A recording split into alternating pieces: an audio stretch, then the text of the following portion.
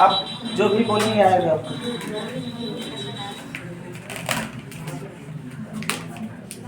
ठीक है, शुरू करें। तब आ रहा हूँ, कोई दिक्कत नहीं। तो मुस्कुरा दो तनी। अब पता नहीं किसे मुँह झोसा से बैठे हो। चलिए ठीक, चलिए। तो good morning. Good morning sir. आप लोगों से ही बोले हैं, इन लोगों से भी बाद में बात करेंगे, पहले आप लोगों से बोल रहे हैं। Good morning. ठीक हो सब लोग? कोई दिक्कत? और दिक्कत नहीं होगी घर पे रखना, मेरे पास कोई सोल्यूशन नहीं है, ठीक है ना। तो चलिए, गुड मॉर्निंग दोस्तों, आप सभी का स्वागत है हमारे यूट्यूब चैनल आशा क्लासेस डीएम पर। तो कैसे हैं आप सभी? बढ़िया है ना। तो चलिए, थोड़ा क्लास व्लास शेयर कर दिया करिए, बड़ा गरीब मैंने ये जाना था ना, थोड़ा सा शेयर वेयर कर दिया करिए। और शेयर ही नहीं करना आपको, घर में जितनी मोबाइलें हैं आपके, घर में जितनी मोबाइलें, मतलब पापा का, काका का, मम्मी का, जिसका भी होगा, सबके मोबाइल से सब्सक्राइब कर देना। सब्सक्राइब करना जानते हो ना? जी सर। लाल लाल दिखता है बटन। कोई रखा है मोबाइल? मारे चलिए, एक लोग देना, उसमें आपको बता दीजिए, मतलब जानते हो सब लोग। अभी कुछ और चीज चलाना होगा तो चला ले जाओगे। अरे चाहे जो दो एक, हम हैक ना करती तुम्हारे सब। यूट्यूब खुला ना? कहाँ खुला? गायब। अच्छा है, आप यूट्यूब खोलिएगा, थोड़ा रोशनी नहीं बढ़ा के रखो।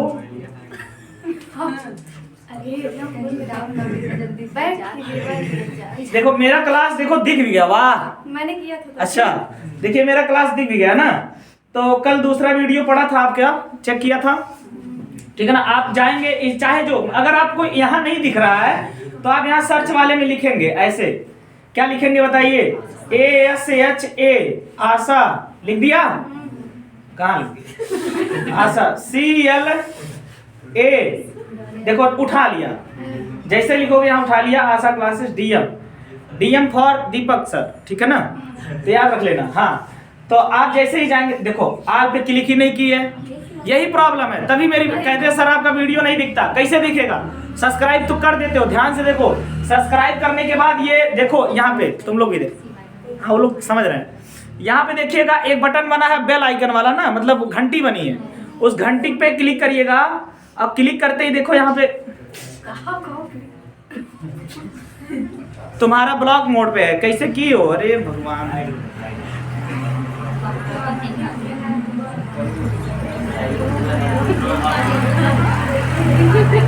चलो, तो आप देखो, जब क्लिक करोगे ना उस पे, तो ऐसे देगा ऑल, पर्सनलाइज, नॉन। तो आपको ऑल पे क्लिक करना। ऑल पे क्लिक कर देंगे तो ऐसे काला हो जाएगा वो घंटी ऐसे काला। और जब काला हो जाएगा तो इसका मतलब ये है कि जैसे ही मैं कोई वीडियो डालूंगा, चाहे जो वीडियो, आपके मोबाइल पे तुरंत तो सूचना पहुंच जाएगी कि सर ने वीडियो डाल दिया। क्लियर है ना। और सब्सक्राइब करने के लिए देखो, सब्सक्राइब लिखा रहेगा लाल लाल, तो उसको टीपोगे ना तो सब्सक्राइब हो जाएगा, ठीक है ना। तो ऐसे ही कर देना जा करके सब लोग अच्छे से, जितने लोगों के पास इस टाइम में कर दो जाके, ठीक। और उसके बाद मेरा चैनल पे चाहे जो क्लास आपको, और ऐसा नहीं, इसमें आधुनिक भारत भी पढ़ा है, इसमें बहुत कुछ पढ़ा है, आप जाके देख भी सकते हो क्लास को, ठीक है ना।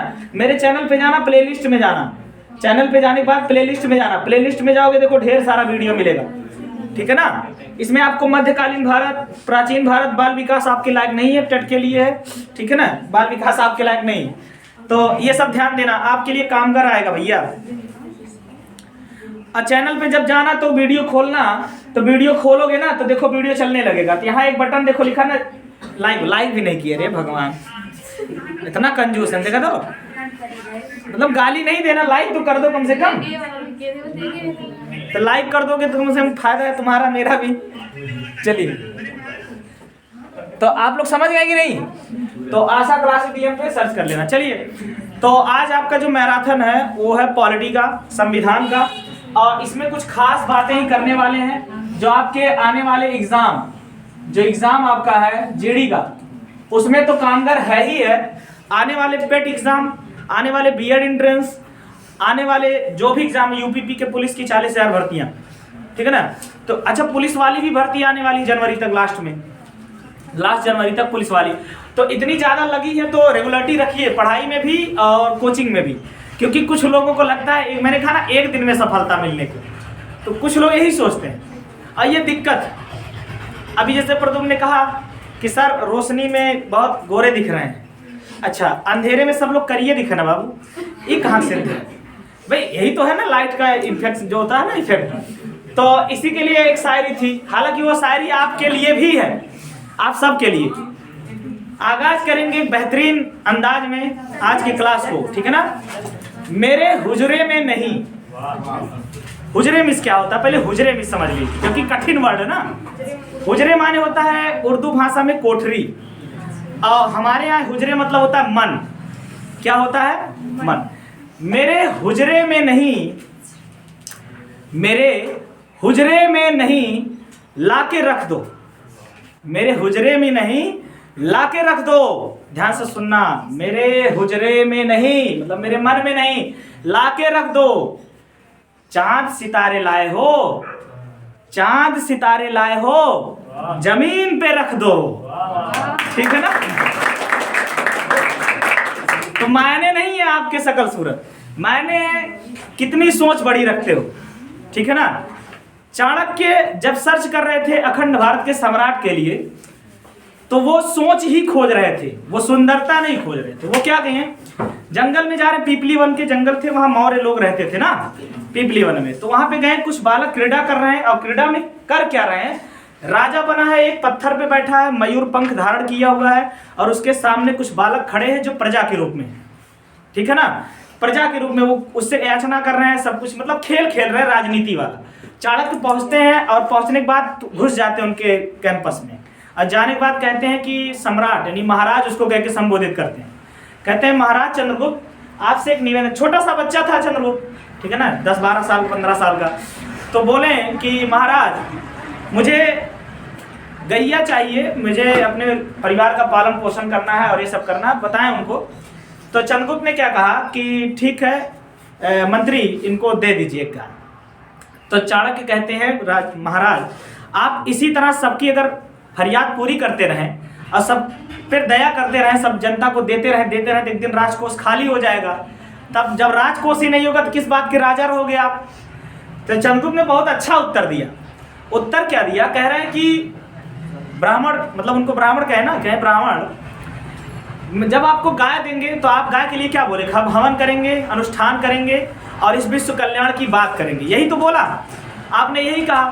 तो आप गैया लेकर जाएंगे, आप यज्ञ करेंगे, अनुष्ठान करेंगे, और यज्ञ और अनुष्ठान किए क्यों जाते हैं, ताकि प्रकृति शुद्ध रहे, ताकि जो प्रकृति है, देवता जो यहाँ पे वास करते हैं, वो लोग शुद्ध रहें और वो दया दृष्टि अपनी बनाए रखें। अब वही लोग बारिश करवाएंगे, वही प्रकृति बारिश करवाएगी, वही सब कुछ करवाएगी। जब बारिश होगी तो फसल अच्छी होगी, और जब फसल अच्छी होगी तो किसान अच्छे होंगे, और जब किसान अच्छे होंगे तो व्यापार अच्छे होंगे, और जब व्यापार अच्छे होंगे तो राजकोष में टैक्स भी अच्छे आएंगे, कर भी अच्छे आएंगे। इससे मेरा राज्य ही नहीं, मेरी पूरी प्रजा भी खुश रहेगी, और मेरा तो राज दरबार चलता ही रहेगा, अखंड बन जाएगा। ये उत्तर सुन करके चाणक्य ने कहा कि बिल्कुल सही बात कहा, लेकिन इसका निष्कर्ष क्या है। तो उन्होंने बताया चंद्रगुप्त ने कि मायने नहीं रखता कि आप कितने ताकतवर हैं, मायने नहीं रखता आप कितने अच्छे हैं, मायने ये रखता है कि आपकी सोच कितनी बड़ी है। आप अगर एक चपरासी की पोस्ट सोच रहे हो तो चपरासी तक जाओ, आप एक पीसीएस की पोस्ट सोच रहे हो तो पीसीएस तक जाने की क्षमता भी विकसित करोगे। ये था चंद्रगुप्त मौर्य, जब उसने कहा कि हमारी सोच ही डिपेंड करती है आगे बढ़ने के लिए, हम अगर सोच ही ना रखें वहां तक पहुंचने का तो कैसे पहुंचे। बिल्कुल सही बात है कि नहीं है, सोच लीजिए, ठीक है ना। तो बिल्कुल आप भी सोच यही रखिए कि किसी ना किसी तरह हर हाल में जीडी की वर्दी देह पे लगनी ही चाहिए। वर्दी आ जाएगी, एक दिन आओगे सर के पास मिठाई लेकर के, डिब्बा लेकर के, और आशीर्वाद स्वरूप आपको मिल जाएगा आशीर्वाद, ठीक है ना। और आशीर्वाद तो हमेशा आएगा, चाहे वर्दी चढ़े या ना चढ़े, लेकिन हमेशा तो यही सोचते हैं चढ़ जाए, ठीक है ना। तो ठीक है ना, तो जितना परिश्रम हम कर रहे हैं उसका थोड़ा सा भी पार्ट अगर आप लोग निभाते हो तो सक्सेस मिलेगी, ठीक है ना। अब बेहतरीन सक्सेस मिलेगी, इसीलिए मैंने कहा मेरे हुजरे में नहीं लाके रख दो, ठीक है ना, मेरे हुजरे में नहीं लाके रख दो, चांद सितारे लाए हो जमीन पे रख दो, ठीक है ना। हमारी औकात तो नहीं थी, उससे भी बड़ी सोच है हमारी, चांद सितारों तक ही क्या जाना, अखंड ब्रह्मांड के निर्माता हैं हम लोग, ठीक है ना। तो चलिएगा इसी के साथ आगाज करेंगे पॉलिटी। और पॉलिटी में आपको जो पढ़ना है कापी कलम निकाल लीजिएगा, क्योंकि जो पॉइंट आपको लगेगा खा इंपॉर्टेंट है उसको नोट भी करते रहिएगा, ठीक है ना। चल, संविधान पहले तो बताएंगे संविधान वास्तव में है क्या। संविधान की अगर बात करें तो वास्तव में क्या है, कोई बता सकता है? जो इस शब्द को आप पढ़ रहे हैं संविधान को, ये है क्या वास्तव में? भाई बहुत संविधान संविधान करते हो, तो इसको भी बता दो।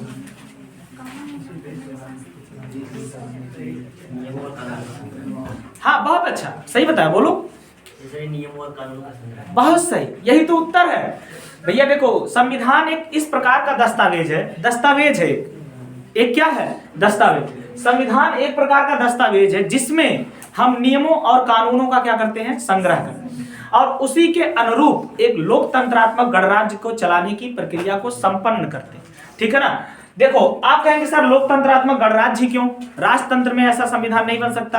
देखो बाबू, अगर राजतंत्र होता है तो राजतंत्र का मतलब यही होता है कि जो राजा कहेगा वही उचित है, तो वो संविधान नहीं हो सकता, वो तो निरंकुशता हो गई ना। आप खुद ही सोचिए, वो संविधान का, उसमें ना तो जनता की सुनी जा रही है, ना तो उनके गण जो गण चुने गए उनके द्वारा प्रतिनिधि उसकी सुनी जा रही है। तो संविधान जो होता है वो लोकतंत्रात्मक गणराज्य की बात करता है, यानी ऐसी जगहों पे संविधान हो सकता है जहां पे जनता की भी सुनी जाए प्लस उसके द्वारा चुनी गई गवर्नमेंट की भी बात सुनी जाए। लेकिन जनता को यहाँ प्राथमिकता मिल रही है। भारत में प्राथमिकता किसको मिल रही है?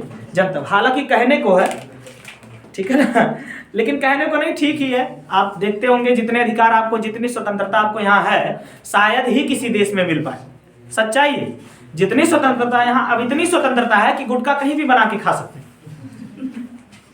ठीक है ना? हाँ ये है, सार्वजनिक स्थल पे आप धूम्रपान भी कर सकते हैं, कर ही रहे हैं। अगर देखा जाए तो ये इतनी छूट दे रहा है संविधान हमें। हालांकि संविधान नहीं छोड़ दे रहा है, ये अपने मन से हम कर रहे हैं। संविधान तो कहता है एक अच्छे नागरिक बन के दिखाइए, लेकिन अच्छे नागरिक बनना ही कौन चाहता है? ठीक है ना? अच्छे नागरिक बनना ही नहीं चाहते हैं। धूम्रपान लिखा रहता है, धूम्रपान करना वर्जित है सार्वजनिक स्थलों पर, फिर भी करते हैं। ठीक है ना? अच्छा कुछ लोगों को एलर्जी रहती है, वो बोल भी देते हैं कि भैया थोड़ा दूर, तब तो और अदबराए, और उनके लगे कहीं अरे ठीक है यार कौन दिक्कत है, और दिखाएंगे। मतलब इतना इस अच्छा ऐसे लड़के ना जब ऐसे करते उड़ते हैं तो उनको लगता है बहुत बढ़िया स्मार्टनेस दिखा रहे हैं। ठीक है ना? लेकिन ये सही है क्या? बताइए, नहीं सही है। तो आप लोग देखिए, संविधान कहता है कि किसी भी देश के नियम और कानूनों को संग्रह करने का एक दस्तावेज है जिसमें किसी भी लोकतंत्रात्मक गणराज्य के नियमों का संचालन किया जाता है, चाहे जो। तो भारत कैसा देश है? लोकतंत्रात्मक गणराज्य। भारत कैसा देश है? लोकतंत्रात्मक गणराज्य। लोकतंत्र का मतलब होता है कि जिस देश में जनता के द्वारा, किसके द्वारा? जनता के द्वारा, जनता के लिए जनता की सरकार चुनी गई हो, उसी देश को क्या कहते हैं? लोकतंत्र। लोकतंत्र, लोक मतलब सभी, लोक मतलब जो लोग हैं वो, और तंत्र मतलब उनका सिस्टम, सभी का सिस्टम लोकतंत्र का। ठीक है ना? अब गणराज्य क्यों है? गणराज्य इसलिए क्योंकि हम लोग भले से जनता हम चुनाव करती है, लेकिन हम लोग जाके असेंबली में नहीं बैठते। बताइए क्या सब लोग जाके बैठते हैं असेंबली में? इतनी बड़ी असेंबली ही नहीं सारे लोग वहां आ जाए। श्रीलंका थोड़ी है चाहे जो घुस जाए असेंबली में। ठीक है ना? आप लोग इतना जानिए, भारत में कुछ प्रतिनिधि भी चुन के जाते हैं जो असेंबली में आपका प्रतिनिधित्व करते हैं।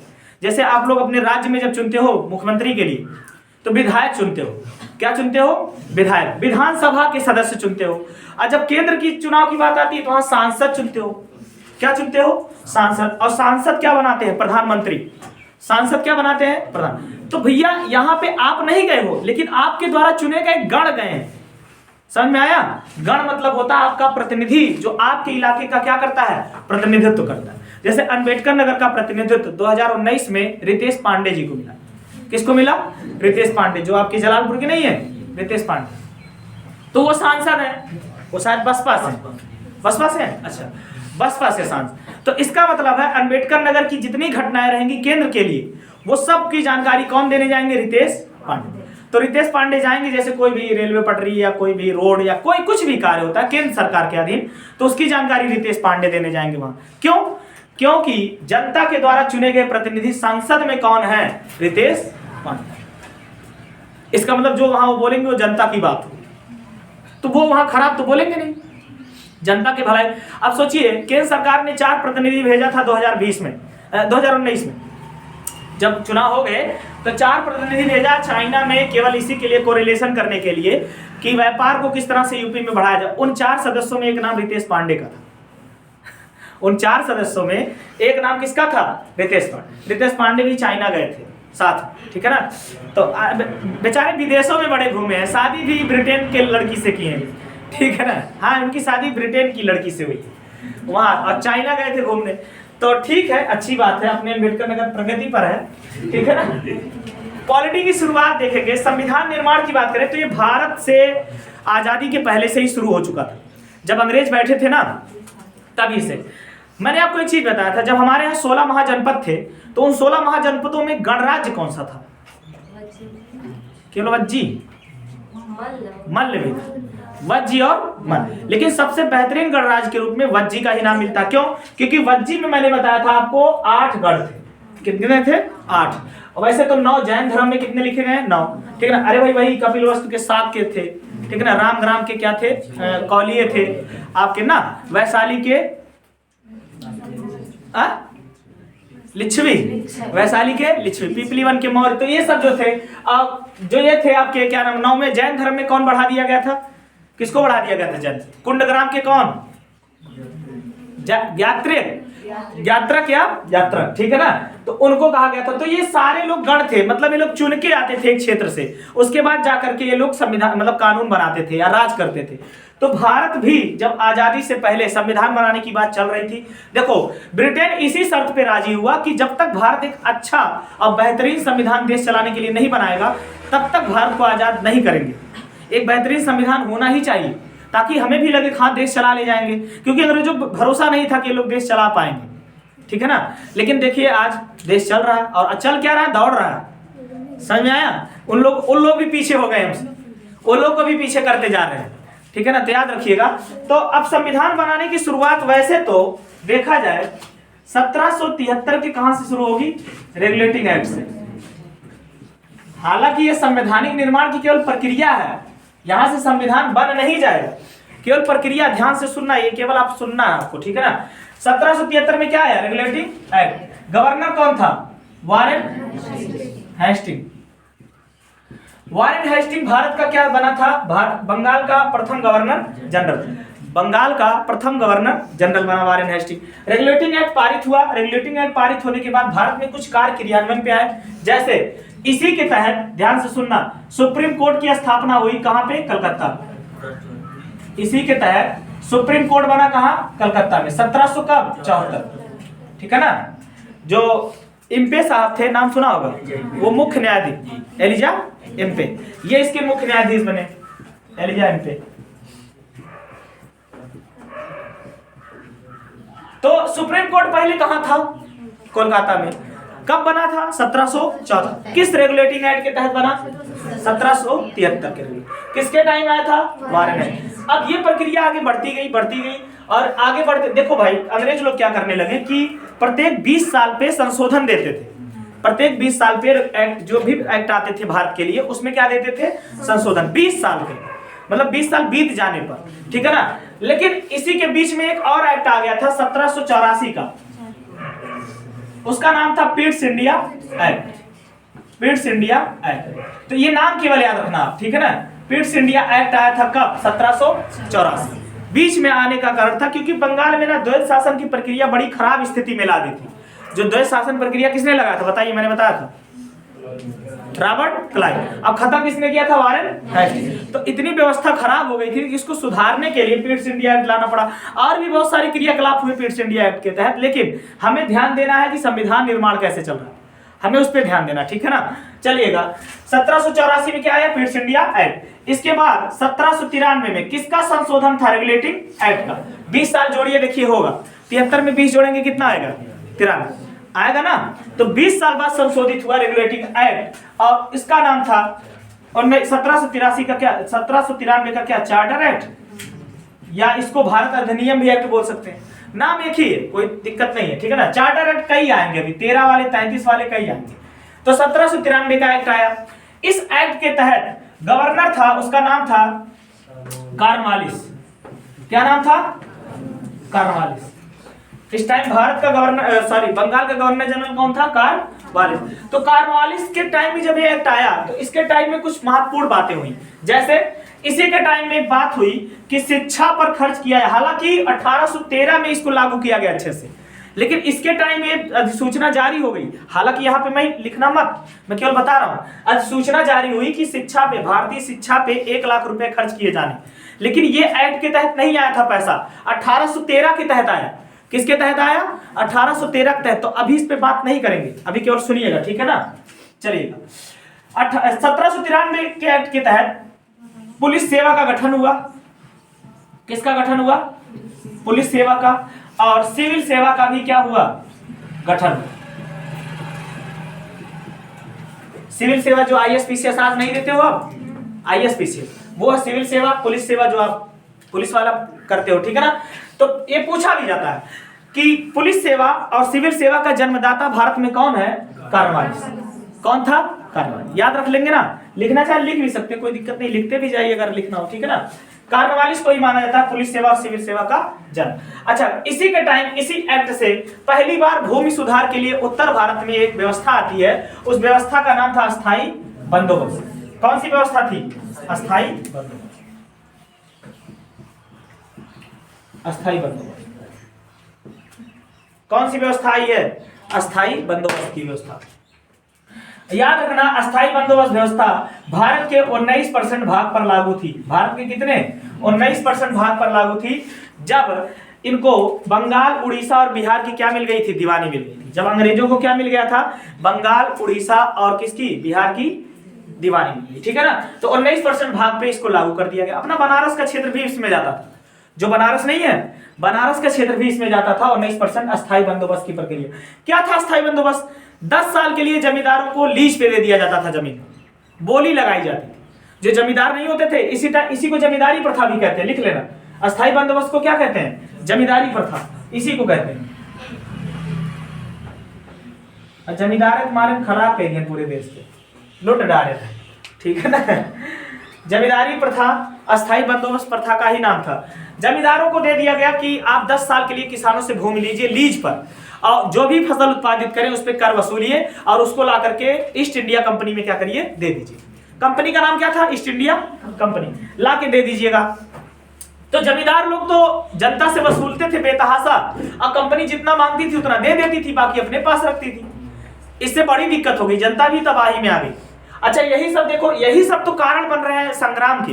1857 की क्रांति के यही सब कारण बन रहे हैं धीरे धीरे, ठीक है ना। हालांकि हमें इस पे नहीं जाना। चलिए अगला देखेंगे। अगला एक्ट आया, ऊपर देख रहे हैं, 1813 में चार्टर एक्ट। 20 साल फिर हो गया, देखिए 93 से कितना गया? 13, तो 20 साल हुआ ना। चार्टर एक्ट आया 1813 का। 1813 का जब चार्टर एक्ट आया तो हेस्टिंग था बैठने वाला। हेस्टिंग केवल नाम है, क्या नाम है? हेस्टिंग। उसके बाद हेस्टिंग ही आया है, उसका नाम वारेन हेस्टिंग नहीं है। क्या नाम है? हेस्टिंग। केवल इतना ध्यान देना। तो 1813 में जब आया अधिनियम, तो इसके तहत कहा गया कि भारतीय शिक्षा पर 1 लाख रुपए वार्षिक खर्च होगा। 1 लाख रुपए क्या? वार्षिक। मतलब 1 साल में भारतीय शिक्षक कितना खर्च करेंगे? 1 लाख रुपए। 1 लाख रुपए अमाउंट तो था बड़ा, लेकिन फिर भी कम था तो बड़ा अमाउंट, लेकिन कम था। अभी देखेंगे कैसे। लिख लिया? ये नीचे वाला लिख लियो ना, ठीक, बस।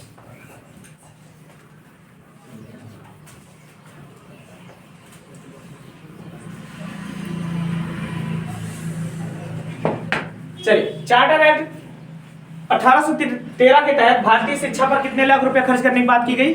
1 लाख रुपए। अब दिक्कत ये आ गई कि भारतीय शिक्षा कौन सी शिक्षा? अंग्रेजी शिक्षा कि हिंदी मीडियम शिक्षा? क्योंकि देखो यहाँ दोनों साहित्य रहे थे ना भैया, एक भारतीय साहित्य रहा, एक देखो एक था विदेशी साहित्य। तो नाम क्या रखा? एक था पाश्चात्य, एक था पाश्चात्य। एक था पाश्चात्य, एक क्या था? पाश्चात्य। ध्यान से सुनना, पाश्चात्य और एक था पाश्चात्य। पाश्चात्य मतलब था जो हमारे यहाँ की भारतीय साहित्य थी, पिछली वाली साहित्य, यानी बहुत प्राचीन साहित्य, भारतीय साहित्य। कौन सी साहित्य थी? भारतीय साहित्य। और पाश्चात्य मतलब कौन सी साहित्य? पश्चिमी, वेस्टर्न, यानी अंग्रेजों की पश्चिमी साहित्य, ये अंग्रेजों की साहित्य, ठीक है ना। तो पाश्चात्य और पाश्चात्य के मध्य कहां खर्च हो गया पैसा, ये क्लियर ही नहीं किया अंग्रेजों ने। अंग्रेजों ने केवल क्या कहा कि भारतीय शिक्षा पे खर्च करेंगे, किस पे खर्च करेंगे? भारत। अब भारत में तो सभी रह रहे हैं, इसी में देखिए भाई उर्दू साहित्य भी रहा, इसी में संस्कृत साहित्य भी रहा, इसी में हिंदी साहित्य रहा, इसी में आपका अंग्रेजी साहित्य भी रहा। खर्च किस पे करना है? तो अब बड़ी दिक्कत हो गई। इस बीच एक विवाद खड़ा हो जाता है पूरे भारत में। उस विवाद का क्या नाम था? पाश्चात्य विवाद। क्या नाम पड़ता है उसका? पाश्चात्य विवाद। विवाद क्या था कि जो भारतीय शिक्षा पर 1 लाख रुपए खर्च होने हैं वो किस शिक्षा पे खर्च होंगे? पाश्चात्य शिक्षा पर की पाश्चात्य। ये बड़ी कंफ्यूजन हो गई। इस बीच दो लोगों का रण तैयार हो गया। एक क्षेत्र में वो लोग खड़े थे जो पाश्चात्य शिक्षा का योगदान दे रहे थे, एक पाश्चात्य। जैसे राजा राम मोहन राय का नाम सुना है ना? राजा राम मोहन राय मानते थे कि पाश्चात्य शिक्षा से भारतीयों का विकास नहीं हो सकता, क्योंकि ये रूढ़िवादिता को जन्म देता है, ये विचारधारा बदलनी पड़ेगी। तो वो किस शिक्षा का समर्थन करते थे? पाश्चात्य। लेकिन वो ये भी कहते थे कि इसको छोड़ना भी नहीं है, ऐसा भी नहीं था कि इसको छोड़ना। वो कहते थे कि इसको लेकर चलना इसलिए भी जरूरी है क्योंकि इसमें संस्कृति और संस्कार बसते हैं। इसमें क्या बसते हैं? संस्कृति और संस्कार। तो इसको नहीं छोड़ सकते। हाँ, पढ़ाई करवानी है, पाश्चात्य में करवाई, ठीक है ना? यही विवाद चल रहा था और इतना घनघोर विवाद था कि दो पक्ष बन गए, एक और वो लोग जो पाश्चात्य शिक्षक मान रहे थे, एक लोग वो जो पाश्चात्य मान। आगे बढ़ते हैं तो इसी एक्ट के तहत एक काम और किया गया कि भारत में चाय और चीनी के अलावा, ये पढ़ा होगा आपने, चाय और चीनी के अलावा सभी व्यापारिक गतिविधियों पर प्रतिबंध लागू कर दिया है। चाय और चीनी के अलावा, चाय जो आपका अंग्रेज प्रोड्यूस करते थे असम, दार्जिलिंग और सब क्षेत्रों से ना, तो उस पे, और चीनी तो जान ही रहे हैं, चीनी की खादान अपने यहाँ उत्तर प्रदेश और महाराष्ट्र में, तो इसके उपलक्ष्य में इसको छोड़ करके सभी व्यापारिक गतिविधियों को रोक लगा दिया, ठीक है ना? चाय और चीनी, ठीक है ना? हालांकि उस पर बात नहीं करना है, अभी आगे आते हैं, फिर से सुनिएगा। अब ये पैसा कहाँ खर्चना तय हो गया। अगला देखिएगा, यहाँ पे चाय और लिख लीजिएगा, लिखना होगा चाय व चीनी को छोड़कर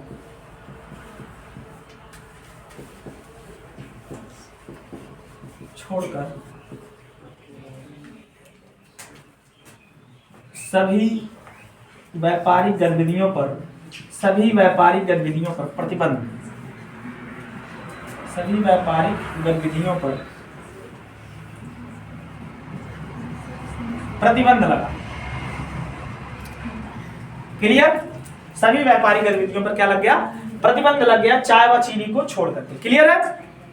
चलिएगा, अब देखिएगा ये लोग करने वाले क्या है। फिर इसका संशोधन होगा, इसका संशोधन होगा 20 साल बाद। 20 साल जोड़िए, कितना आएगा? 1833 आएगा ना? अरे भाई 20 जोड़ दीजिए। 1833 का चार्टर एक्ट आएगा, और ये आया था किसके टाइम में? लिख लेना, उसका नाम था विलियम बेंटिंग। विलियम बेंटिंग 1833 का चार्टर एक्ट। बहुत खतरनाक एक्ट है, इसके बारे में थोड़ा डिटेल पढ़ना है तो लिख लीजिएगा।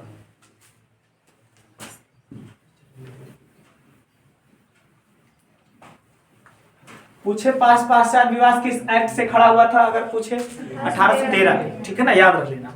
किन दो पक्षों के मध्य था? पाश्चात्य और पाश्चात्य, ठीक है ना? याद रखना। अगर पाश्चात्य ना याद कर पाना तो भारतीय साहित्य और पश्चिमी साहित्य कह देना। भारतीय साहित्य और पश्चिमी साहित्य याद कर लेना। चलिए, 1813 का चार्टर एक्ट, ये आया विलियम बेंटिंग के टाइम। मिटा दे नीचे, यहां लिख दे रहा हूं।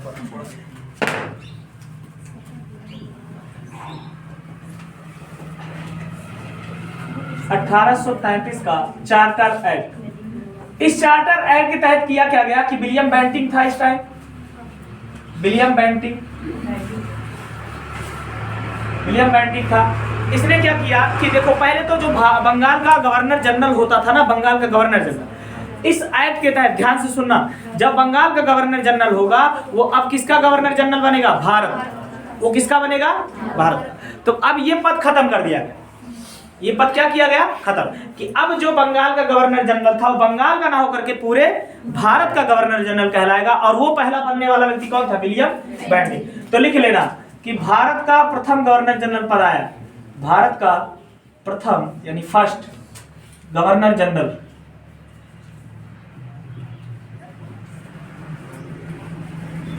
पद विलियम बेंटिंग, ठीक है ना? याद रख लीजिएगा।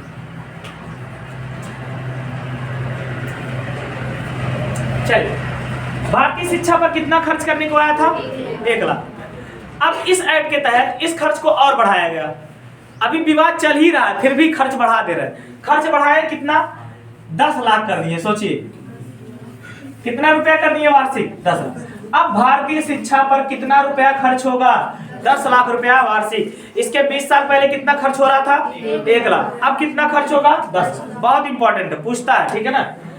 भारतीय शिक्षा पर 10 लाख रुपए वार्षिक खर्च करने की बात कही गई 1833 के चार्टर एक्ट में।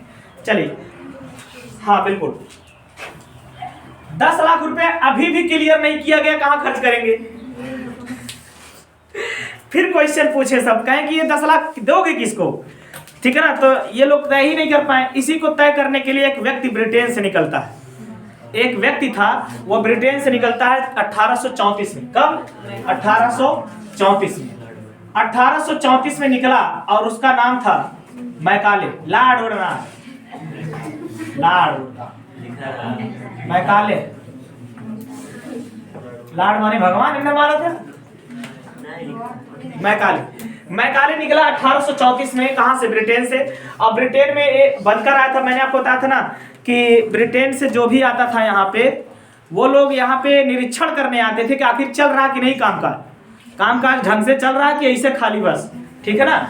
तो ये लोग निकले और मैकाले जब निकला, मैकाले आया, इसको केवल यही जिम्मेदारी दी गई थी कि तुम जाना और ये बताना कि ये जो पैसवा है, ये पैसवा कैसे कैसे खर्च करना और कहाँ कहाँ खर्च करना, इसको बता देना अच्छे से। तो लॉर्ड मैकाले, आप लोग कह रहे हैं भैया तो कहना मत, ये मैकाले ही जानना कि 1835 में कहाँ आया? भारत। और इसने 1835 में मैकाले ने 1835 में क्या दिया? अंग्रेजी शिक्षा को बढ़ावा देने के लिए एक घोषणा पत्र जारी किया। उसको कहा जाता है मैकाले का घोषणा पत्र। क्या नाम था उसका? कौन सा सिद्धांत? छलनी का सिद्धांत, फिल्टर थ्योरी। कौन सा सिद्धांत था?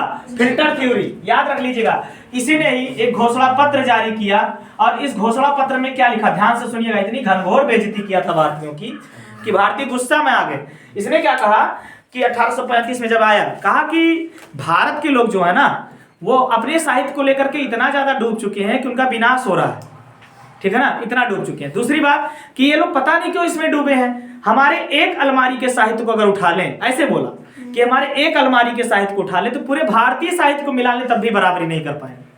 इतनी घनघोर बेइज्जती, समझ रहे हो जो कह रहे हैं हम? इसने कहा कि हमारे यहाँ का एक अलमारी जितना है ना साहित्य, उतना यहाँ पे मतलब पूरा साहित्य मिला दोगे तब भी नहीं मिल पाएगा। ये कह दिया था मैकाले ने। इतनी घनघोर बेइज्जती थी, सब लोग क्रोधित होते हैं। अच्छा, इसको अगर हम जैसे लोग होते तो एक बात पूछते कि जो अलमरिया उठा के लेकर गए हो ना, वो भारतक है, वो किसका है? जिसकी बात तुम कर रहे हो। अब तुम खाली कालिदास को पढ़ लो ना, तब भी तुम्हारी औकात नहीं कि उनको पढ़ ले जाओ। तुम खाली कालिदास को पढ़ के बता दो, तुम्हारी औकात नहीं कि तुम वो बता पाओगे। लेकिन कोई कहने वाला नहीं था उस टाइम में, सर्वे सर्वा थे। कोई बोलता तो गले काट देते। शुक्र थे हम लोग नहीं थे, ठीक है ना। नहीं तो हम तो यहाँ पढ़ाऊ तो ना होता, ठीक है। लेकिन इतिहास में नाम लिखा जाता कि सर ने विरोध किया था, उनका गला काट दिया गया। सर और ना काट देता। अच्छा चलिए, तो मैकाले घोषणा पत्र जारी करता है और इसने अंग्रेजी शिक्षा को बढ़ाने के लिए बोला। इसीलिए इसे भारत में, लिख लेना, इसीलिए मैकाले को भारत में अंग्रेजी शिक्षा का अग्रदूत कहा जाता है। अंग्रेजी शिक्षा का अग्रदूत बहुत पूछा जाता है। अंग्रेजी शिक्षा का अग्रदूत किसे कहा जाता है? मैकाले, ठीक है ना। और इसी ने दिया था छलनी का सिद्धांत। छलनी, छन्नी ना लिखा, छलनी। अच्छा, वो छन्नी होता है लेकिन छलनी लिखा जाता है। चला आगे बढ़ा। फिल्टर थ्योरी लिखला, बस फिल्टर थ्योरी, बस फिल्टर, मोबाइल वाला फिल्टर ना, फिल्टर थ्योरी। भारत में अंग्रेजी शिक्षा का अग्रदूत किसे कहते हैं? मैकाले को। छलनी सिद्धांत। फिल्टर थ्योरी क्या है, कोई बताएगा? फिल्टर थ्योरी कहते हैं, जैसे इसने कहा कि जैसे आप चाय छानते हो ना, चाय, तो जब चाय छानते हो तो चाय का केवल मेन पार्ट जाता है नीचे गिलास में जिसको पीना है, यही तो जाता है। अब बाकी जितने अपशिष्ट पदार्थ होंगे हरा जाते हैं ऊपर। तो धीरे धीरे छन के चाय नीचे चली जाती है अच्छी खासी, जिसको पीना रहता है। समझ में आया कि नहीं जो मैं कह रहा हूं? तो इसने क्या कहा, शिक्षा में हम उच्च वर्ग के लोगों को शिक्षित कर दें। किसको शिक्षित कर दें? उच्च। अच्छा, उच्च वर्ग मतलब जाति मत ले लेना। उच्च वर्ग मतलब होता है यहाँ पे जो धनी है, जो व्यापारी है, जो राजा महाराजा है, जो मतलब जमींदार है, जो मतलब थोड़े ऊंचे ऊंचे पदों पर है, उनको हम क्या कर दें? शिक्षित कर। क्योंकि उनके पास पैसा है, एजुकेशन के लिए पैसा करके कर लेंगे। और उनको कहेंगे कि वो लोग जो शिक्षा पा रहे हैं वो अपने जाकर के कहाँ देंगे? नीचे, जो उनके नीचे के। लेकिन उपगलक ना मालूम रहा, भारत में सिचुएशन बड़ी खराब है। भारत के राजतंत्र लोग चाह ही नहीं रहे जनता पढ़ लिख के एडवांस हो जाए। अच्छा, ऐसा मैं भी नहीं कहूंगा सब लोग ऐसा चाह रहे थे, सब लोग नहीं चाह रहे थे, लेकिन ज्यादातर लोग यही चाह रहे थे पढ़ लिख ना पाए जनता। अगर जनता पढ़ लिखेगी, विद्रोह करेगी तो हम राजा किस बात के? कुछ लोग आज भी यही सोच है, आज भी बहुत लोगों की सोच है। जो लोग राज करना चाहते हैं ना इस दुनिया पे, भारत में या किसी गांव में, वो लोग चाहते ही नहीं भारत के लोग उनसे ज्यादा समझदार हो जाए। और दूसरे का छोड़ो, जब इंदिरा गांधी जी शासन कर रही थी तो बांग्लादेश के प्रधानमंत्री थे शेख मुजीबुर रहमान, याद है ना? शेख मुजीबुर रहमान, उनसे मिलने आते हैं। जब बंगाल के संग्राम हो जाता है तो उसके बाद मिलने आते हैं। जब मिलने आते तो इंदिरा गांधी जी को देख क्या रहे हैं कि इंदिरा गांधी जी अपने बगीचे में जो लगे ना पेड़ों, उनके टहनियों को छीना रही है, काट रही है, ठीक है ना? इतने सुंदर लग रहे थे फिर भी काट रही है जो पढ़ रहे हैं। तो इंदिरा गांधी जी से पूछा कि आप ऐसा क्यों कर रही है, मतलब इतने अच्छे तो लग रहे हैं, दिक्कत क्या है? तो इन्होंने कहा ये मेरी राजनीति का षड्यंत्र होता है। राजनीति करने का मेरा एक तुक है कि राजनीति सब करें, सब मेरे ऊपर तक, मेरे तक आए, लेकिन कोई मुझसे आगे ना बढ़े। इसीलिए तो आयरन लेडी ऑफ इंडिया कहा जाता है। इसीलिए कि उन्होंने कहा कि मैं सोचती हूँ कि सब लोग पढ़ें, सब लोग करें, सब कुछ करें, लेकिन कभी भी अपने से आगे नहीं जाने, है ना? ये सोच हालांकि व्यक्तिगत था, इसको मत सोच लेना कोई ऐसा सोच रही थी, ये व्यक्तिगत सोच उनकी थी कि ऐसे इंसान को चाहिए कि मैं ही सबसे आगे बढ़ सकता हूँ। लेकिन इसका मतलब ये नहीं है कि दूसरों को काट दें गला वाला, ठीक है ना? ये सिद्धांत नहीं है, याद रखिएगा। छलनी का सिद्धांत यही कहता था उच्च वर्ग के लोगों को शिक्षित कर दीजिए, नीचे के लोगों को वो लोग पढ़ा देंगे। लेकिन ऐसा नहीं हुआ। क्या ऐसा हो पाता? बताइए, जो लोग राजा थे वो लोग, इतना एडवांस टाइम है, वो लोग जाकर के जनता को पढ़ाएंगे? नहीं। लेकिन कुछ लोग गए, ऐसा भी नहीं, कुछ लोग पढ़ाए, कुछ लोगों ने मदद किया। लेकिन कुछ लोगों में, जैसे आपने नाम सुना होगा साहू जी महाराज का, नाम सुना होगा, जिन्होंने डॉक्टर भीमराव अंबेडकर जैसे लोगों को प्रेरणा स्रोत बने वो लोग। छत्रपति साहू जी, जो बहुत से लोग ऐसे थे काठियावाड़ के शासक जिन्होंने भीमराव अंबेडकर को पढ़ाई की शिक्षा की जिम्मेदारी ली कि पढ़ने में लड़का ठीक है, ब्रिटेन भेजते हैं, कर जाएगा कुछ अच्छा। किया भी। समझ में आ रहा है जो कह रहा हूं? तो ऐसे सिद्धांत जो है काम तो आए, लेकिन बहुत ढंग से नहीं काम आए। तो क्या हुआ? विरोध हो गया। अब देखो, मैकाले को सब लोग वैसे भी घृणा,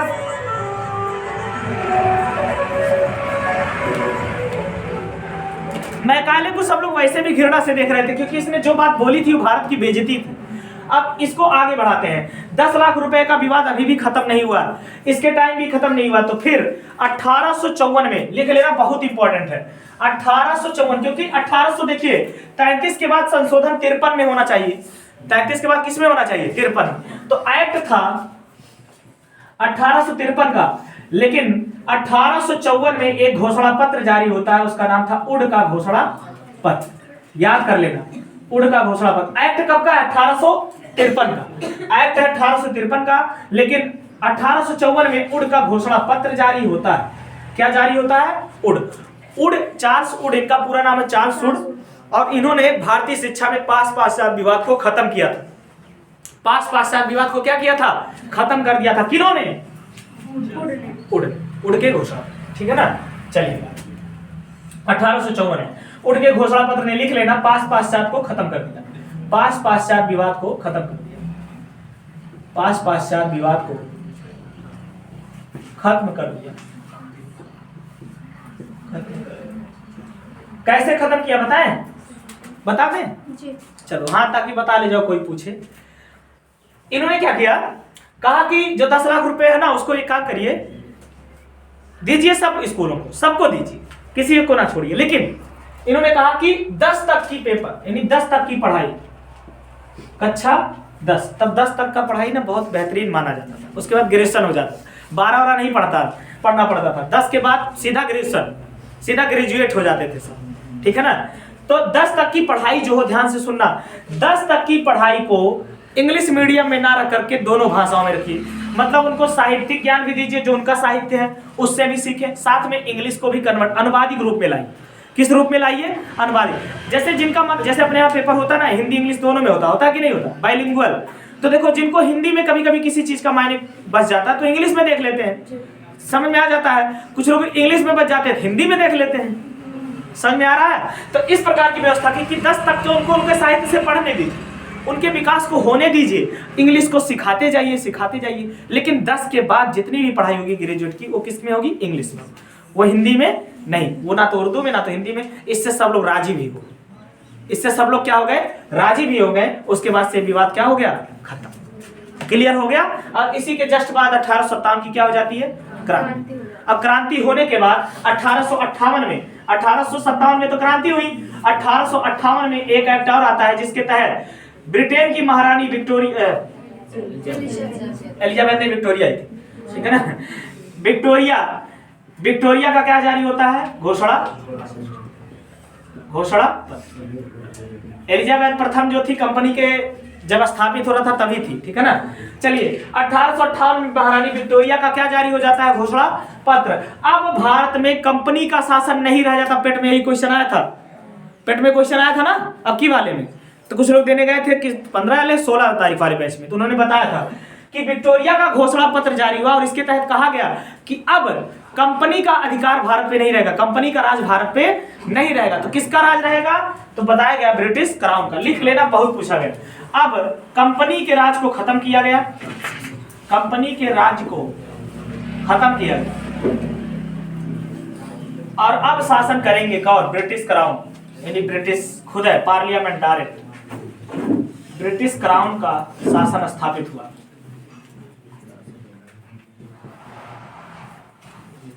और एक पद बनाया गया वायरस का, वायसराय। कौन बनाएंगे भैया? वायसराय।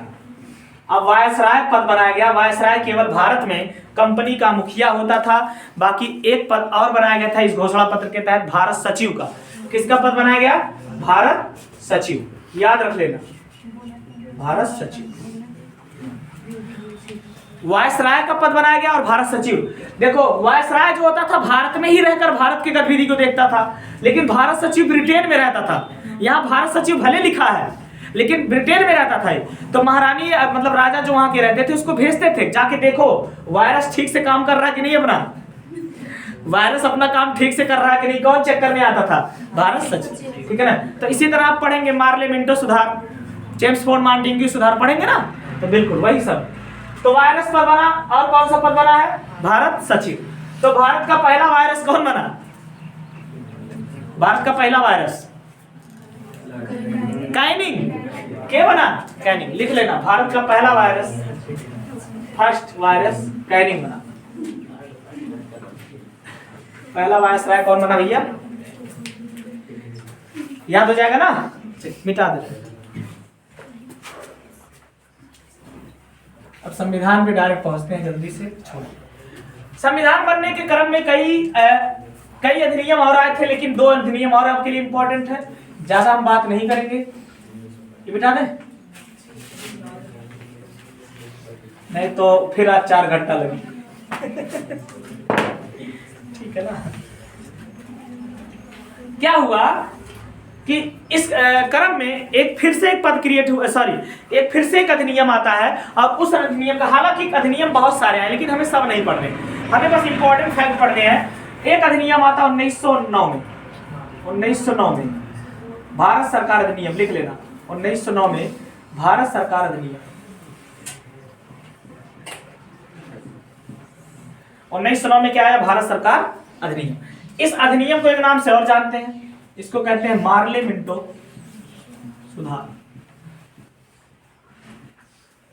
मार्ले मिंटो सुधार अधिनियम बहुत इंपॉर्टेंट है, बहुत ही इंपॉर्टेंट, ठीक है ना। स्याही वहां है ना।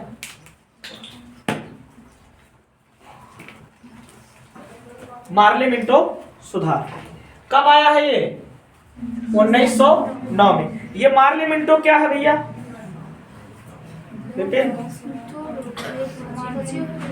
मार्ले मिंटो क्या है? हाँ सही बता रहे, सही बता रहे। भारत सचिव थे ना। कौन? मिंटो? हाँ ठीक बता रहे हो, ठीक बताओ। इसमें भारत सचिव कौन है? मार्ले। और आपके वो कौन है वायसराय?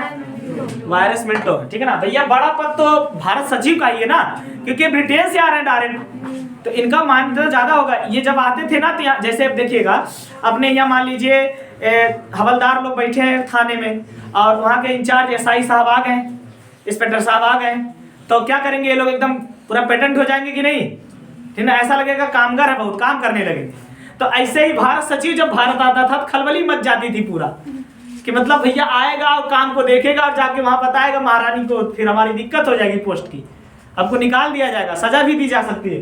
तो जब मार्ले आया, लेकिन दिक्कत ये थी घुसखोरी वाली, आज भी चल रही है कि एसआई साहब कितना बढ़िया साई हैं, लेकिन हवलदार साहब लूट के जितना लाए नगर दे दिए मन से आ जाते एसआई साहब खुश, बस ठीक है तो ने मौजा, ठीक है ना।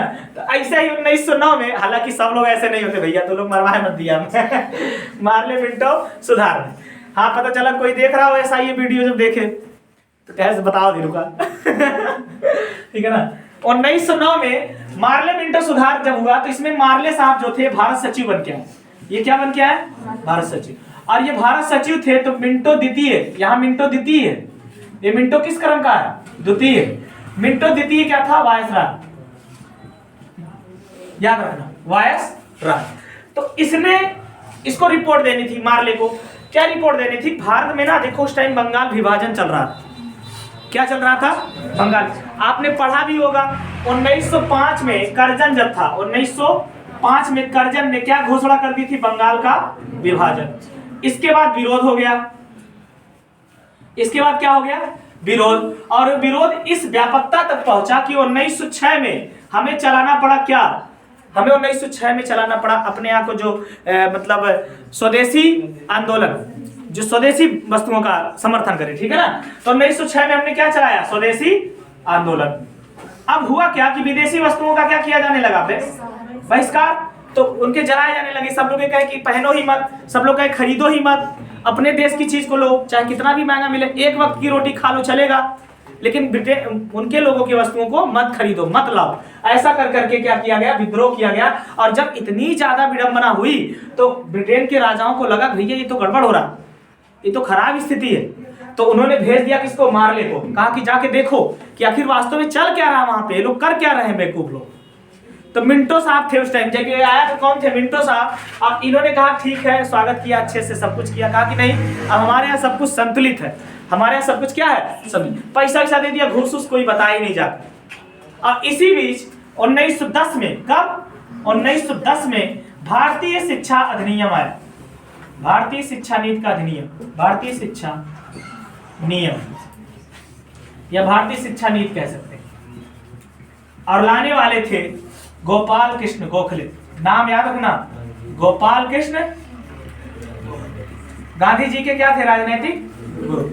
तो गोपाल कृष्ण गोखले 1910 में इसी बीच लेकर आते हैं। पहली बार भारतीय शिक्षा नीति लाने का काम गोपाल कृष्ण गोखले ने किया, ठीक है ना। इसी बीच याद रखिएगा 1909 में मार्ले मिंटो सुधार जब हो गया, रिपोर्ट दे दी गई और कहा गया कि नहीं कोई बात नहीं, स्वदेशी आंदोलन चला है, ठीक है, बंगाल विभाजन को क्या कर दीजिए? रद्द कर दीजिए। तो 1911 में बंगाल विभाजन को क्या किया गया? रद्द किया गया। 1911 में बंगाल विभाजन को रद्द कर दिया गया। बंगाल विभाजन रद्द, काहे रद्द किया बताइए? बंगाल विभाजन को क्या किया गया? रद्द। क्यों रद्द किया गया बताते हैं आपको। रद्द इसलिए किया गया कि 1911 में जो वहां के राजा थे जेम्स, याद है ना, वहां के जो राजा थे चार्ल्स जेम्स, जो वो उन्होंने क्या घोषणा कर दी? हम भारत आ रहे हैं। अब मेन जनी भारत आवत है देखने के लिए कि भैया, अब सोचो, अब पहले एसआई आ रहे थे थाने पे, अब डायरेक्ट प्रधानमंत्री का देना वही आवत है।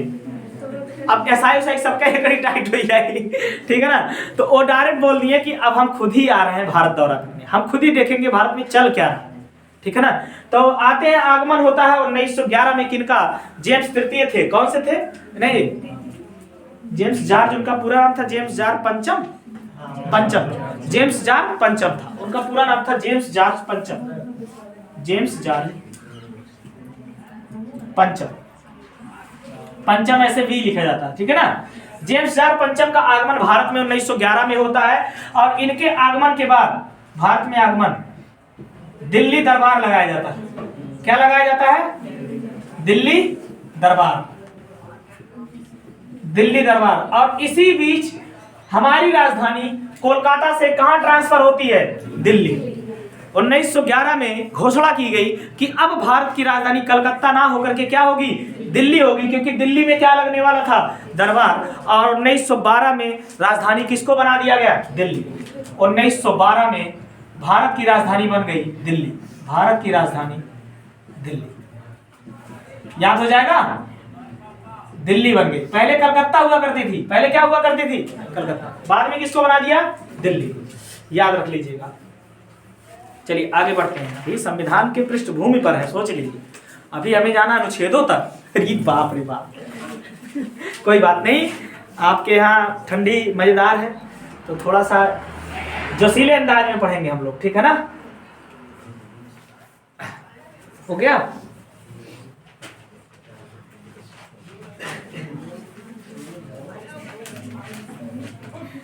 भैया देखिए भैया, मेहनत तो करनी पड़ेगी, क्योंकि बिना मेहनत के कोई महान नहीं बनता।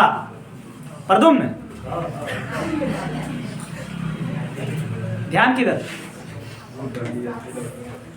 बिना मेहनत के कोई महान नहीं बनता। याद रखना प्रदुम्न, ध्यान से गौर से। बिना मेहनत के कोई महान नहीं बनता। अरे जब तक पत्थर पे चोट ना लगे, अरे जब तक पत्थर पे चोट ना लगे वो भगवान नहीं बनता, वो भगवान। समझ आ गया भैया? भगवान की मूर्ति बनाने के लिए पत्थर पे क्या करना पड़ता है? चोट लगाना पड़ता है, तब जाके। तो आपको तो बिना मेहनत को कैसे भैया हो सकते हैं, बताइए, ठीक है ना? तो करना पड़ेगा भैया, मेहनत, संघर्ष करना पड़ेगा। चलिएगा। 1912 में भारत की राजधानी किसे बनाई गई? दिल्ली को बनाई गई। किसके आगमन से? जॉर्ज पंचम के। अब क्या दरबार लगा था? दिल्ली। अच्छा, इतना बेहतरीन लगा था ना। बताते हैं कि मतलब जब इनका स्वागत हो रहा था तो ये सभी संस्कृति के लड़कियां जो थी वो लोग अपने अपने फॉर्मेट में डांस भी कर रही थी, पुष्पों की बारिश हो रही थी। अरे मतलब एकदम राजा वाली फीलिंग आ रही हो, पूरी गजब का अंदाज। बहुत अच्छे से दिल्ली को सजाया गया था दुल्हन की तरह उस टाइम। हाँ, तो राजधानी बना दिया गया किसको? दिल्ली को, ठीक है ना। अब देखिए इसके बाद एक और सुधार आता है, मिटा दे इसको। 1919 का भारत सरकार अधिनियम फिर आता।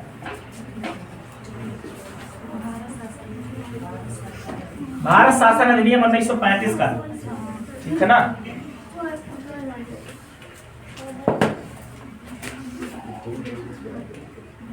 उन्नीस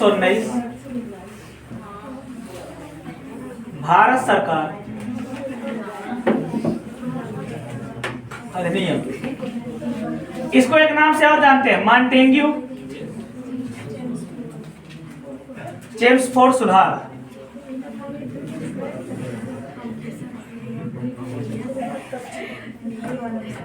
बतिया आज कुल बात हुई, दुनिया में जीवा कहाँ। मॉन्टेग्यू चेम्सफोर्ड सुधार 1909 का नाम क्या था? मार्ले मिंटो सुधार। इसका नाम क्या है? मॉन्टेग्यू सुधार। बस इसमें भी वही है कि मॉन्टेग्यू यहाँ क्या है? भारत सचिव है। अगर जानना चाहते हो, लिखना चाहते लिख सकते हो। मॉन्टेग्यू क्या है? भारत सचिव। और वायरस कौन है?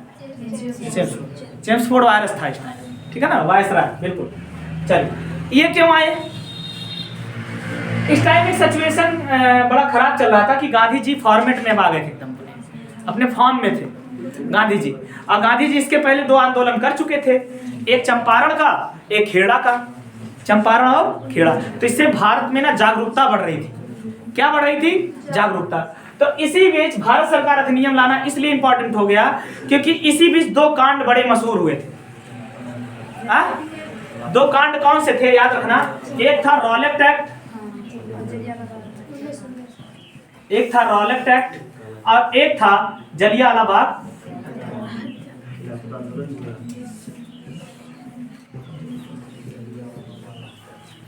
रॉलेट एक्ट को क्या कहते हैं? काला कानून। क्या कहते हैं? काला। ना दलील ना अपील, सीधे जेल में डाल दो, सीधे। मतलब कुछ नहीं, कोई तुमको नहीं, बस पकड़ा उठा के डाल, जितने बड़े बड़े राजनेता नेता सब लोग उस टाइम थे भारत के, सबको उठा उठा के कहाँ बंद किया जा रहा था? जेल। क्योंकि इतनी ज्यादा व्यापकता हो रही थी जागरूकता कि रॉलेट एक्ट जब आया तो इसके तहत कुछ नहीं सुनवाई थी, डायरेक्ट बस अरेस्ट कर लो।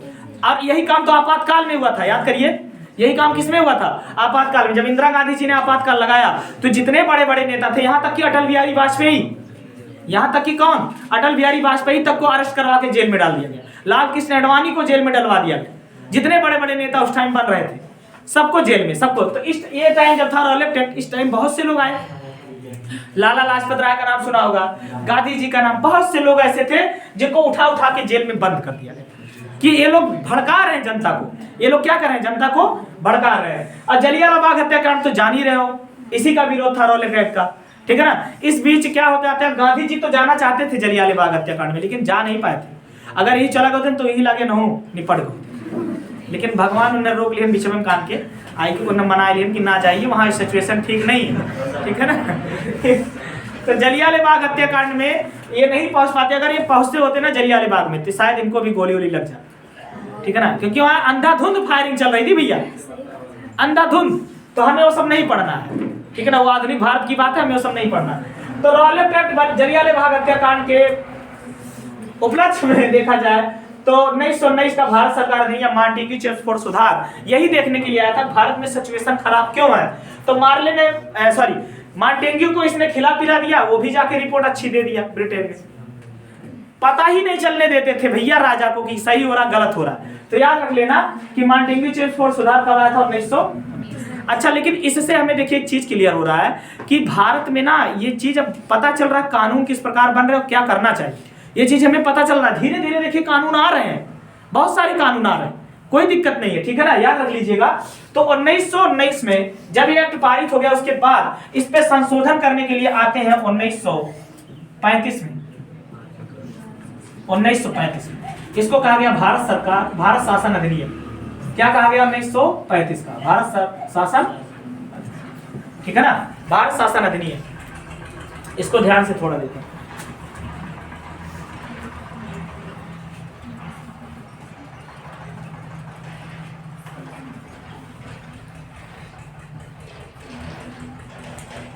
निम्नलिखितों का नाम सुना होगा, ठीक है ना, वो तो 42 में आया जो उसका नाम, ठीक है ना। तो जब वो आया तो उसने मतलब इसी भारत शासन अधिनियम से 1935 में उसने इसी आधार पे संविधान की रचना की बात की थी कि इसमें जितने प्रावधान, इसमें क्या प्रावधान थे आपको मैं ऐसे थोड़ा सा बता दे रहा हूं। इसमें आपकी न्यायपालिका का भी जिक्र था, न्यायपालिका, इसमें आपका लोक सेवा आयोग का जिक्र था, लोक सेवा आयोग, अरे जो IAS-PCS की परीक्षा करवाती, इसमें न्यायपालिका, लोकपालिका, इसमें राज्यपाल यानी गवर्नर की बात थी। किसकी बात थी? गवर्नर की बात थी। इसी में आपके कार्यपालिका की शक्ति का वर्णन था, कार्यपालिका की शक्ति का वर्णन, मतलब किस प्रकार से शासन चलाने के लिए सरकार की शक्ति होती है, ये सारी बातें दिया था, ठीक है ना। 1935 में भारत शासन अधिनियम के तहत ये सारे प्रावधान संविधान में उल्लेखित हुए हैं, लेकिन ये सारी बातें पहले से ही लिखी थी 1935 में। हमारा संविधान का किसका उधार है? 1935 के भारत शासन अधिनियम। हमारे संविधान में जितने अनुच्छेद है उसके 250 प्लस अनुच्छेद, 250 प्लस अनुच्छेद किससे लिए गए हैं? भारत शासन अधिनियम 1935। तो इसका ही उधार है या इसी का पृष्ठभूमि है। देखा जाए संविधान का पृष्ठभूमि क्या? 1935 का भारत शासन अधिनियम। पूछा जाता कभी कभी, लिख लेना कि संविधान का पृष्ठभूमि क्या है? भारत शासन अधिनियम 1935। ये अधिनियम ही किसका है? भारत संविधान के पृष्ठभूमि का, ठीक है ना।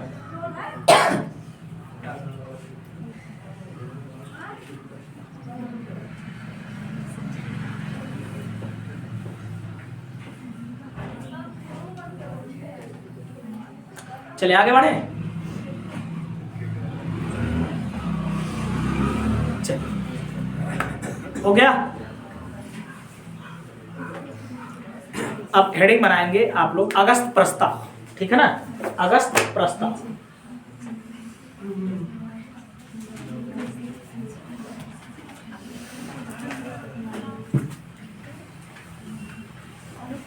अगस्त प्रस्ताव जी,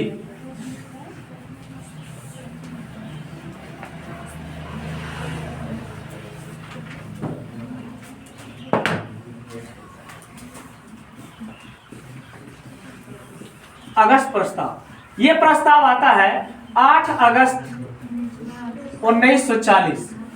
8 अगस्त 1940 लेकर आने वाला व्यक्ति था नील लिथिगो। नील लिथिगो 42 में क्रिप्स मिशन आया था, मारेंगे ध्यान से सुनना। 42 में क्रिप्स मिशन था, ये अगस्त प्रस्ताव 40 में आया था, ठीक है ना। अच्छा 42 में आप कहिए वो भारत छोड़ो आंदोलन, अगस्त क्रांति तो याद नहीं कर रहे हो? अगस्त क्रांति में याद कर लेना। 1942 में अगस्त क्रांति हुई थी, ना कि अगस्त प्रस्ताव आया था, मारेंगे ध्यान लेना। अगस्त प्रस्ताव 1940 में 8 अगस्त 1940 को आया था। ये लाने वाला था नील लिथिगो, जो भारत का वायरस था, ठीक है ना, याद रखना। नील लिथिगो के टाइम में आया था अगस्त प्रस्ताव। क्या था ये प्रस्ताव? ये प्रस्ताव ये कह रहा था कि भैया भारत को संविधान बनाने की छूट दी जाएगी। ऐसा नहीं, भारत को संविधान बनाने की छूट दी जाएगी, लेकिन उसके लिए सदस्य तो गठित करे, पहले सदस्य तो बनाए, ऐसे ही दे देंगे संविधान। भैया आपको देखिए, पहले आपको कोई भी वर्कआउट करना होता है तो भरोसा दिलाना पड़ता है कि हम भैया बना लेंगे, हम संविधान बनाने में निपुण हैं। जब उस पर खरे उतरो तब हम आपको दें जिम्मेदारी, क्योंकि इन लोगों को भरोसा नहीं था भारतीयों की बुद्धिमत्ता पर कि ये लोग ऐसा कर पाएंगे। पढ़े लिखे ज्यादा लोग थे नहीं, तो इनको लगा कि पता नहीं कर पाएंगे कि नहीं कर पाएंगे। तो अगस्त क्या हुआ, बात ना करो। तो अगस्त प्रस्ताव 8 अगस्त 1940 को आया, नील लिथिगो के टाइम, याद रख लेना। इसके बाद आपका एक आता है क्रिप्स मिशन। क्या आता है? Cripps mission. क्रिप्स मिशन आता है मार्च 1942। क्रिप्स मिशन, क्रिप्स मिशन का मुखिया कौन था? नितिन। क्रिप्स मिशन का मुखिया पूरा नाम होता है?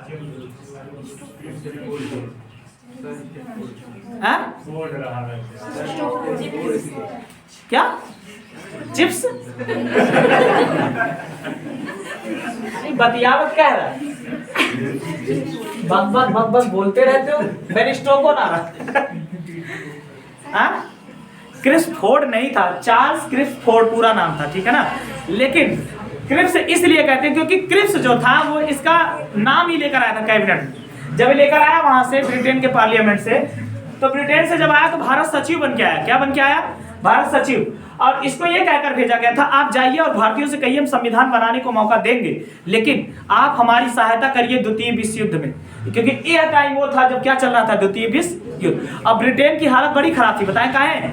ध्यान से सुनना। देखो आप जब स्टोरी सुन करके याद कर लोगे तो कभी जिंदगी में नहीं बोलेगा, ये बताते जाओ। आप ध्यान नहीं देते हो, इसी वजह से गड़बड़ हो जाता है, ठीक है ना। देखिए मार्च 1942 का दौर वो है जब द्वितीय विश्व युद्ध अपने चरम पर। द्वितीय विश्व युद्ध,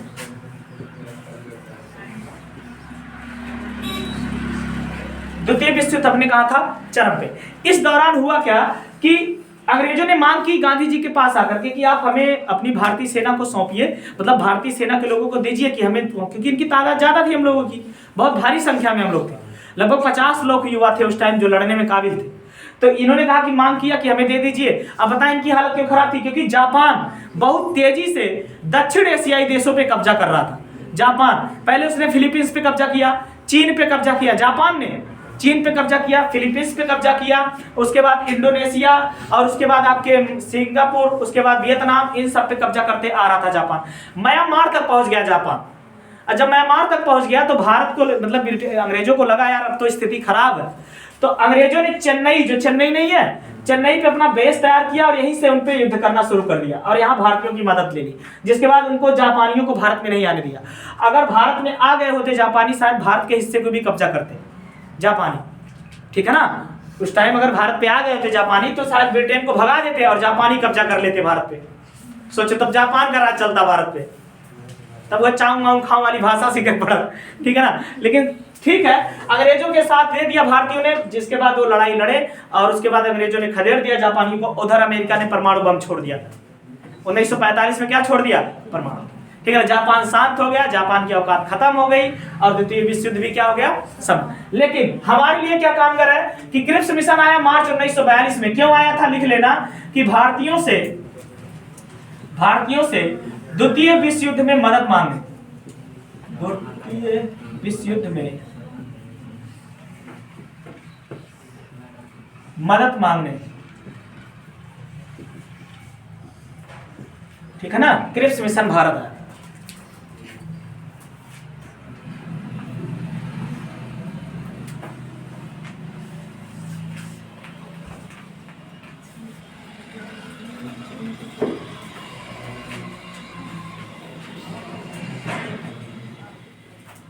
हो गया?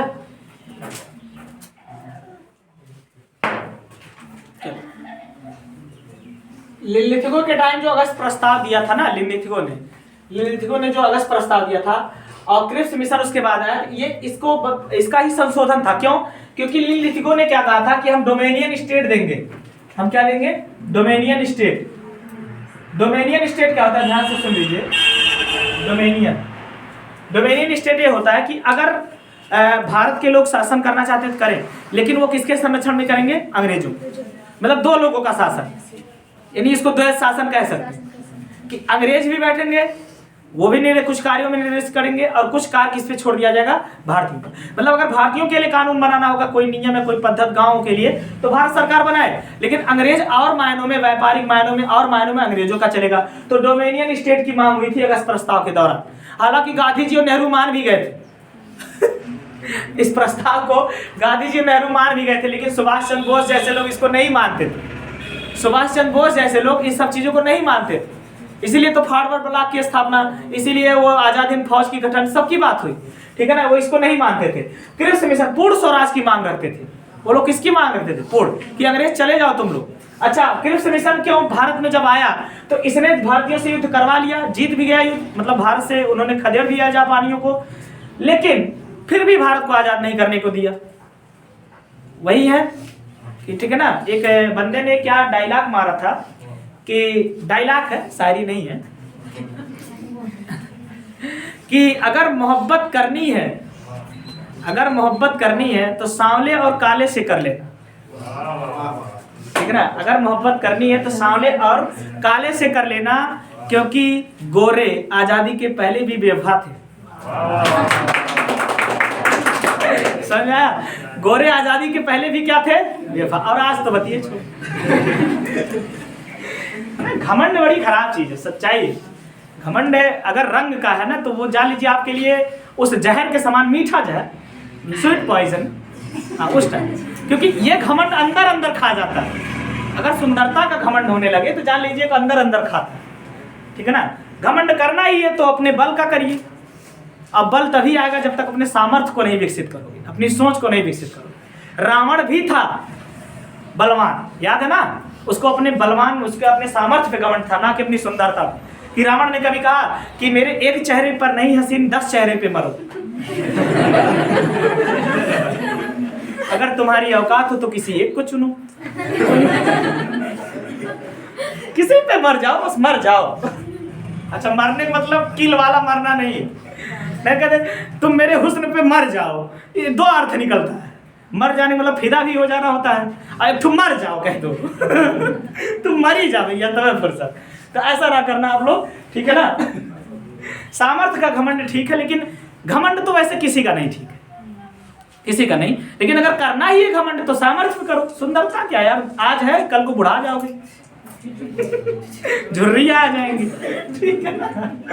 चलिएगा, भारतीयों से द्वितीय विश्व युद्ध में मदद तो ले लिया, लेकिन भारतीयों को आजाद नहीं किया। और जब आजाद नहीं किया ना, तो संविधान सभा की बात हुई तो गांधी जी एकदम बौखलाए गए कि हमसे हिंसो करवाई दी है, अहिंसा के पुजारी से क्या करवा लिए? हिंसा। उसके बाद भी भारत को आजाद नहीं, तो खुद बेचारे उब गए गांधी जी। क्या कह रहे हैं? डू और डाई। क्या कहें?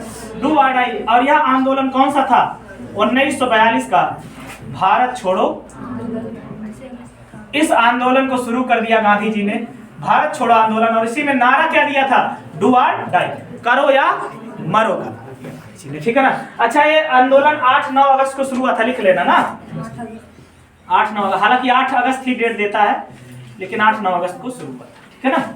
भारत छोड़ो आंदोलन लिख लेना, डू और डाई का नारा गांधी जी ने दे दिया। चलिए,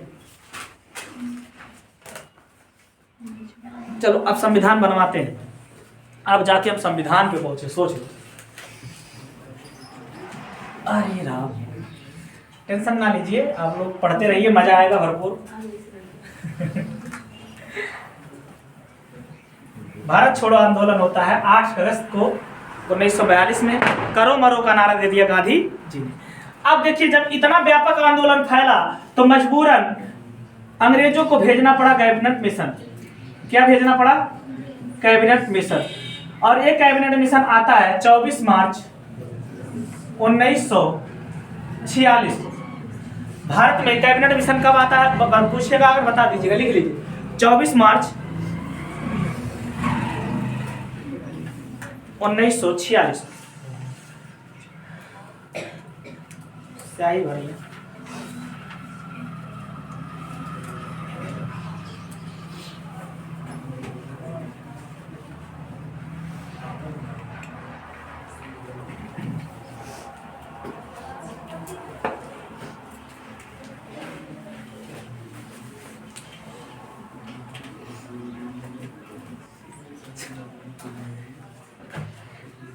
देखो भाई, नाराज मत होना, कहेंगे आज सर जी गोरे लोग के कितना बेइज्जती कर रहे हैं।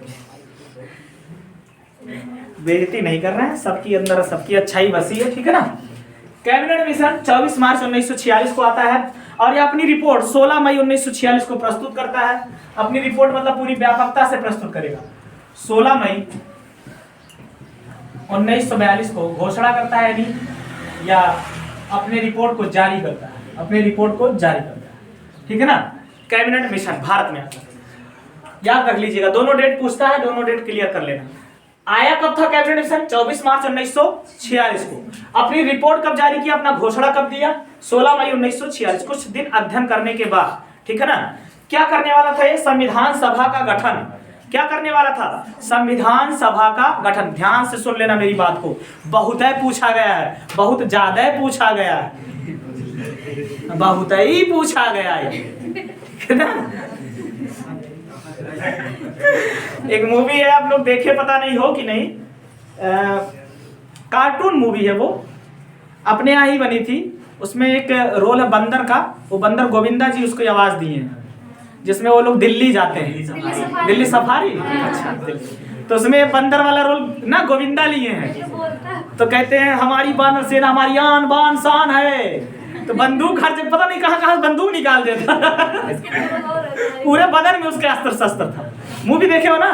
तो वही कहा था, एक बतिया इतनी बार बोले जात है, इतनी बार बोले जात है, इतनी बार बोले जाते हैं, ठीक है ना।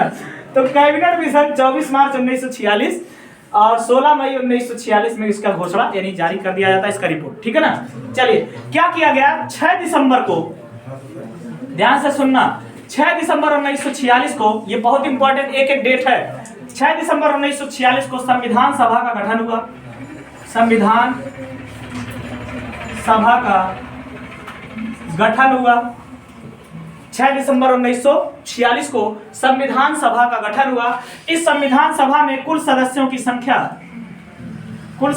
संख्या 300, 8 दाई 9 कहीं, क्या कहीं 8 ना ही कहा है, 89, 89, 90, ये सदस्यों की कुल संख्या थी 389, ठीक है ना। और इसमें से भी देखिए 389 में भी याद रख लीजिएगा 93 सदस्य देसी रियासत से, 93 सदस्य कहां से थे? देसी रियासत। और 292 सदस्य कहां से थे? ब्रिटिश प्रांत से, ब्रिटिश प्रांत से। उस टाइम ब्रिटिश प्रांतों की संख्या थी 11 प्रांत थे। कितने प्रांत थे? 11। ब्रिटिश प्रांत से थे 292 सदस्य, 93 सदस्य देसी रियासत थे, बचे कितने? 4 लोग चीफ कमिश्नरी थे, चीफ कमिश्नरी पद।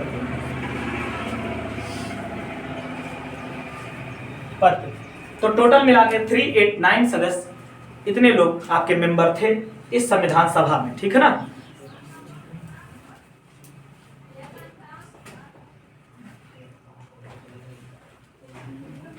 ठीक,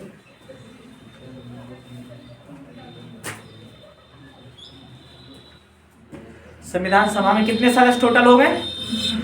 389। अच्छा ये याद कर लेना, ये बहुत पूछा जाता है, 93, 292 और आपके 4, ये बहुत पूछा जाता है, इसको याद कर लेना, ठीक है ना। अब क्या हुआ कि पहली बैठक करनी थी संविधान सभा की, मतलब इतने सदस्य हो गए, अब इनकी मीटिंग होनी थी। तो पहली मीटिंग कही जाती है, याद कर लीजिएगा, 9 दिसंबर। कब की गई? 9 दिसंबर 1946।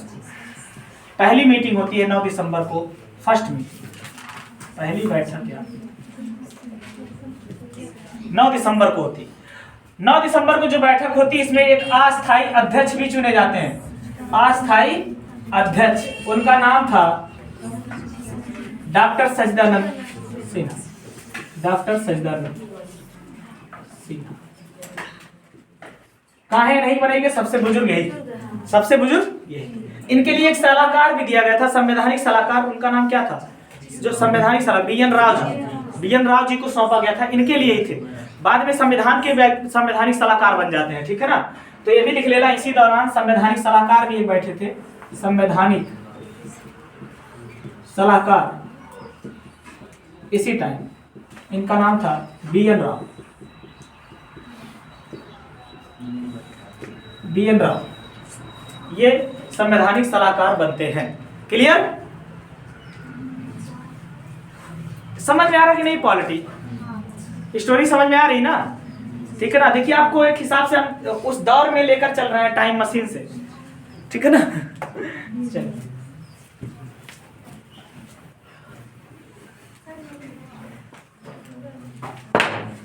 अगली बैठक जो हुई वो बैठक थी 11 दिसंबर, मतलब एक परसों सब। हाँ, जब बैठा रहते चला परसों फिर मिला, सब दिन बोले चला परसों फिर मिलते हैं। तो परसों मतलब क्या? 11 दिसंबर ना, एक दिन छोड़ करके 11 दिसंबर 1946 को।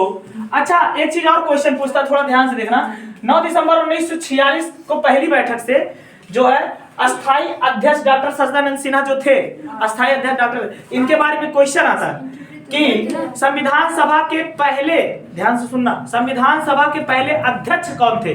पूछा जाए क्या लगाएंगे? डॉक्टर सच्चिदानंद सिन्हा। अगर वो अस्थाई अस्थाई नहीं लिखा तब भी वो कौन लिखेंगे आप लोग? सच्चिदानंद सिन्हा। और अगर अस्थाई लिख दिया तब तो क्लियर है, राजेंद्र प्रसाद, तब तो क्लियर है। अगर नहीं देता है तो ऐसे पूछेगा संविधान सभा के पहले अध्यक्ष कौन थे? डॉक्टर सच्चिदानंद सिन्हा। क्लियर हो रहा है? चलिए, बहुत अच्छा।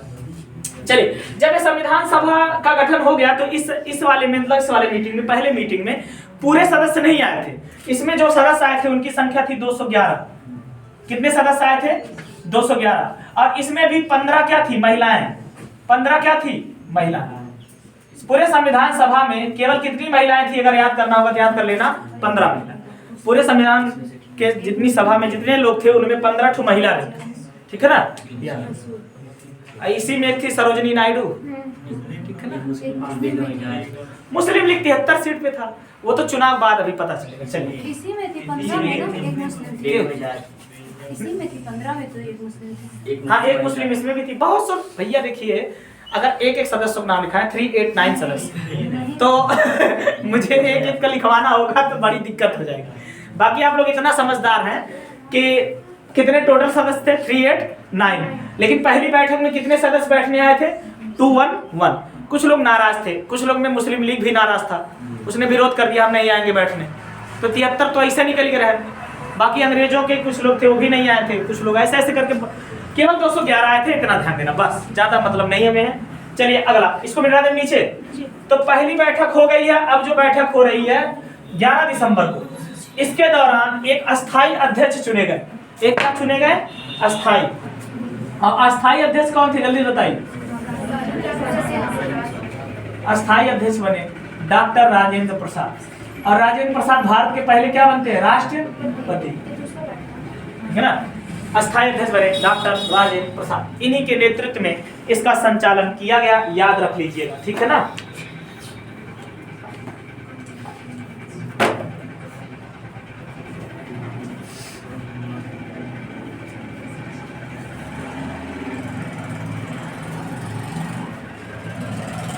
चलो,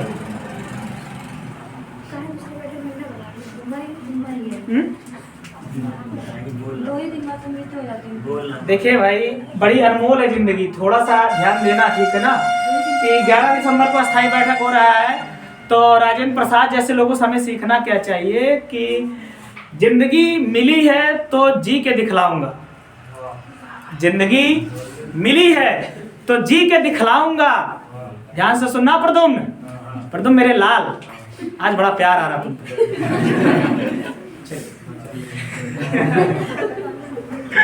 ऐसा। जिंदगी मिली है तो इसे जी के दिखलाऊंगा। जिंदगी मिली है तो इसे जी के दिखलाऊंगा।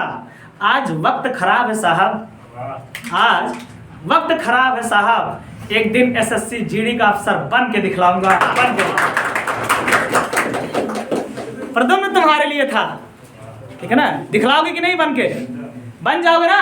खाली प्रद्युम्न ना, जितने लोग एसएससी देने जा रहे हो जीडी का, सब बन के दिखलाओगे कि नहीं दिखलाओगे, ठीक है ना? तो चलिएगा, 11 दिसंबर 1946 को अस्थायी अध्यक्ष चुने गए डॉक्टर राजेंद्र प्रसाद।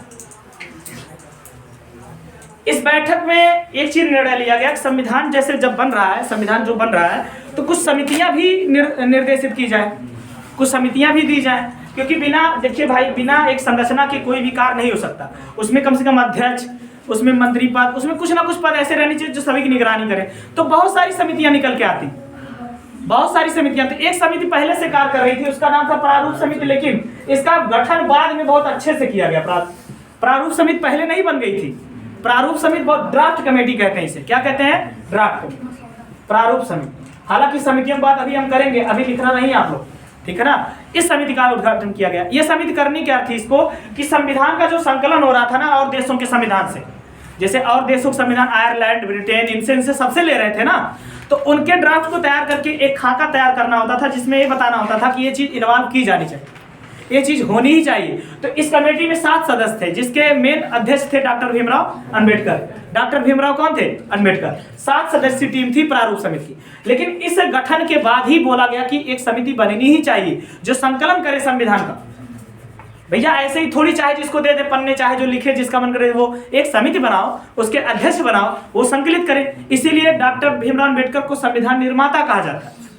क्यों कहा जाता है? क्योंकि इन्होंने संविधान को संकलित किया अच्छे से, और कुछ बातें अपने तरफ से, जैसे बहुजन के लिए अपने तरफ से डाला इन्होंने, जो दलित वर्ग था और जो पिछड़ा वंचित वर्ग था, इन्होंने अपने तरफ से प्रावधान बनाया। लेकिन और अच्छी अच्छी बातें जितनी थी, उन्होंने अदर देश से लेने का प्रयास किया। मिलेगा आपको संविधान के स्रोत में ना, अभी जब पढ़ाएंगे तो ऑस्ट्रेलिया से क्या लिया, ब्रिटेन से क्या, सब मिलेगा। तो ये ड्राफ्ट कमेटी बड़ी इंपॉर्टेंट है। लेकिन इस बैठक के बाद एक बैठक और होगी अगले परसों, ठीक है ना? फिर परसों कहेंगे, फिर परसों मिलेंगे। एक दिन सुस्ता है तनी, समोसा मोसा खाए। आज लगा था चाय बना मिली। 13 दिसंबर 1946, 13 दिसंबर 1946 को पंडित जवाहरलाल नेहरू फॉर्म में आते हैं। जब देखें सब कुल करते हैं तो हम कुछ कह ले, ठीक है? तो नेहरू जी भी एकदम फॉर्मेट में आ गए, जोश में। कह कि रुका, मर्द ये सब कुल करवा, हम कोने बात कहे। आई एम प्राइम मिनिस्टर, आंतरिक सरकार के प्राइम मिनिस्टर यही थे, जो आंतरिक गवर्नमेंट बनी थी ना, उसके प्राइम, तो मैं करूंगा कुछ ना कुछ। तो इनसे कहा गया, अच्छा कह ले भैया, तुम कुछ कह लो भैया। तो इन्होंने क्या कहा कि मैं जारी करूंगा उद्देश्य प्रस्ताव। क्या दूंगा? उद्देश्य प्रस्ताव। और यही उद्देश्य प्रस्ताव आज है उद्देशिका। आज क्या है? उद्देशिका, जिसको आप क्या कहते हैं? प्रस्ताव। जिसको आप क्या कहते हैं? प्रस्ताव। ये उद्देशिका क्या थी? हम भारत के लोग, ठीक है ना, जो हम भारत के लोग पढ़ते नहीं है, एक भारत को एक संपूर्ण संपन्न, ठीक है ना, समाजवादी लोकतंत्रात्मक गणराज्य बनाने के लिए, यही सब पढ़ा होगा आपने। तो पूरा भी हम लिखवाएंगे भी आज तुम लोग पूरा शपथ दिलवाते हैं संविधान का कि आखिर वास्तव में हमारी प्रस्तावना कहना क्या चाहती है, ठीक है ना। तो पंडित जवाहरलाल नेहरू ने उद्देश्य प्रस्ताव कब प्रस्तुत किया? 13 दिसंबर 1946 में। और इसके बाद से यही उद्देश्य प्रस्ताव भारत का क्या बन गया? उद्देशिका या प्रस्तावना। यही क्या बन गया? उद्देशिका या प्रस्तावना। याद रख लीजिएगा, यही क्या बना? उद्देशिका या प्रस्ताव।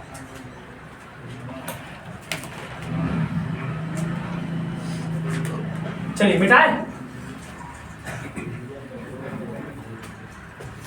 प्रदून, क्या बात है, जोश खत्म है? रंगा रंगा ना रंगा, हरदम रंगा में लेवा, ठीक है ना। देखिए आप लोग एकदम से थोड़ा सा जोशीले अंदाज में, क्योंकि लोग ठंडी बहुत ज्यादा है ना, और ठंडी बहुत ज्यादा हो सकता है आपको तन से हरा दे रही हो सकता है तन से हरा दे रही हो, लेकिन उसको मन तक मत पहुंचने दो। अब देख लो, मैं कोट भी नहीं पहना हूं, ठंडी लग रही है, ऐसा नहीं, तन को ठंडी लग रही है, मुझे भी आभासित है, लेकिन मैं उसे घुसने नहीं दे रहा। क्यों? क्योंकि मुझे पता है एसएससी जीडी बनना कितना इंपॉर्टेंट तुम्हारे लिए। अगर सिलेक्शन हम किसी 5 को भी दिलवा देंगे तो आपसे ज्यादा किसका नाम होने वाला है? लेकिन नाम को नहीं चिंता है, मुझे बस एक खुशी मिलेगी कि मेरे द्वारा कोई तो बना दुनिया में, मुझे इस बात की खुशी होगी, सारा मेहनत आपका है, लेकिन खुशी इस बात की रहेगी कि आप लोग सक्सेस। देखो ना, एक शिक्षक की खुशी सबसे ज़्यादा होती है कि उसके शिक्षार्थी कितने सक्सेस, ठीक है ना, उसके विद्यार्थी कितने उत्कृष्ट स्थान पे हैं। तो मैं ये चाहता हूँ कि आप लोग सफल बने, ठीक है ना। मम्मी मेरी कहती थी ना, मेरी मम्मी बोलती थी, कहती थी कि तुमको साहब बनना है, कहती थी तुमको साहब। साहब मतलब समझ रहे हो, जैसे कहते ना कि साहब आवत है, गाँव में होता ना, तो ज़्यादातर औरतें भी बोलती थी साहब आएंगे हैं साहब, चाहे वो कोई भी आए, चाहे वो कौन पहुँच जाए, तो कहते तुमको साहब बनना है। तो उनका ख्वाहिश साहब मतलब ये था कि कोई ऐसा सरकारी कर्मचारी बनना है जो गांव में आके निरीक्षण परीक्षण नहीं करते हैं, कुछ इस प्रकार का अधिकारी बन जाए। लेकिन मैं शिक्षा विभाग में उतरा, ठीक है ना, और शिक्षा देने की बात किया, तो मम्मी से कहा, मम्मी देख साहब बन गए। तो मम्मी कहन की कहाँ मम्मी पूछी कहाँ, मैं कहा कि देख, अब 2-3 लोग गए तो नमस्ते बोलते हैं ना, कहते मार साहब नमस्ते कहते मार साहब नमस्ते। मैंने कहा देख मार साहब नमस्ते, क्या बोले, मार साहब, कैसे, हाँ मार साहब ठीक है ना, सच्चाई है, मार साहब। अरे भाई साहब बनना था ना, अब इससे बड़ा क्या था, मार मतलब साहब बनना था, उसके साथ मास्टर लग गए, मतलब सब लोग साहब बनते खाली साहब कहलाते हैं, यहाँ तो मास्टर साहब, मतलब साहबों के भी क्या है, मास्टर। अब इससे बड़ा कौन पद ले। तो मम्मी से मैंने एक बात कहा, मम्मी चिंता ना करो, मैं साहब बन नहीं पाया लेकिन मार साहब बना हूं, मैं साहब बनाऊंगा, ठीक है ना। साहब बन नहीं पाया, मैं साहब को क्या करूंगा, बनाऊंगा। उस दिन से मम्मी बड़ी खुश है कि एजुकेशन लाइफ में मैं पढ़ा रहा हूँ, ठीक है ना, और सब खुश रहते हैं कि एजुकेशन लाइफ में मैं पढ़ा रहा हूँ, ठीक है ना। अच्छा है जीवन, कम से कम ये है कि मेरे द्वारा जो मेरा ज्ञान वो व्यर्थ नहीं जा रहा, वो यूज ही हो रहा, ठीक है ना। तो कम से कम आप लोग भी ये प्रयास करिए, आप कुछ भी बनिए उसको एक उद्देश्य रख के बनिए कि हाँ हमें कुछ ना कुछ जीवन में बेहतर करना। अब जब पंडित जवाहरलाल नेहरू ने ये उद्देश्य दिया तो क्यों दिया होगा, जरा सोचिए। उन्होंने यही दिया कि भारत को कोई एक आधार होना ही चाहिए, भारत का कोई एक आधार हो ताकि भारत आगे बढ़े। तो आधार बनाया गया किसे, उद्देश्य प्रस्ताव को। और ये उद्देश्य प्रस्ताव क्या था, पूरा लिखना है, ध्यान से लिखिए, चाहे 5-10 मिनट लगे, क्योंकि उसमें कई प्रश्नों के उत्तर मिलने वाले हैं, तो ध्यान से लिखेंगे, ठीक है ना। जितना मैं बोलूंगा लिखेंगे उद्देश्य प्रस्ताव क्या है, बहुत ध्यान से लिखना, ठीक है ना। उसमें से 5-6 प्रश्नों के उत्तर मिलने वाले, ध्यान से सुन लेना। लिखेंगे उद्देशिका, हेडिंग है उद्देशिका, हाँ प्रस्ताव है उद्देशिका जो भी।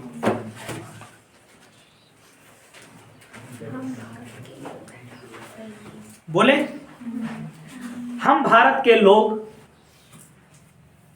हम के बाद ना डैश ऐसे देना, ऐसे बिंदी क्या कहते हैं इसको, अर्धविराम, हाँ अर्धविराम। हम भारत के लोग भारत को एक संपूर्ण, हम भारत के लोग भारत को एक संपूर्ण प्रभुत्व संपन्न कामा करिएगा, समाजवादी कामा लगाइएगा, पंथ निरपेक्ष,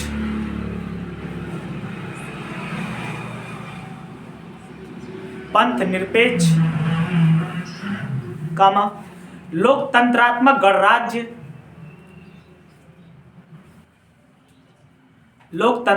गणराज्य बनाने के लिए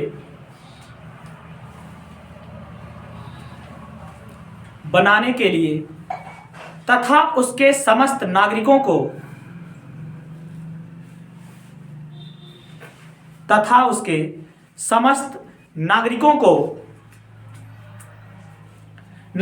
लिखने के बाद ऐसे कामा दीजिएगा, फिर नेक्स्ट लाइन करिएगा।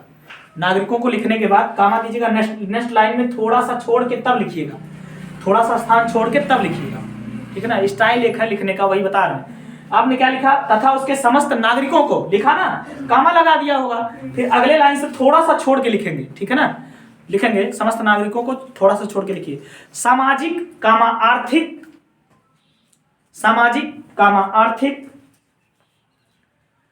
तथा राजनैतिक न्याय,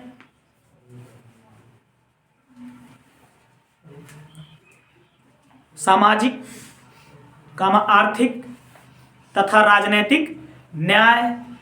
फिर नेक्स्ट लाइन से, जहां पे सामाजिक लिखे उसके नीचे से लिखना शुरू करना, नेक्स्ट लाइन से। जहां सामाजिक लिखे हैं उसी के नीचे नेक्स्ट लाइन से लिखना, ठीक है ना। बोले विचार अभिव्यक्ति, विचार अभिव्यक्ति कामा कामा करके है, विश्वास धर्म,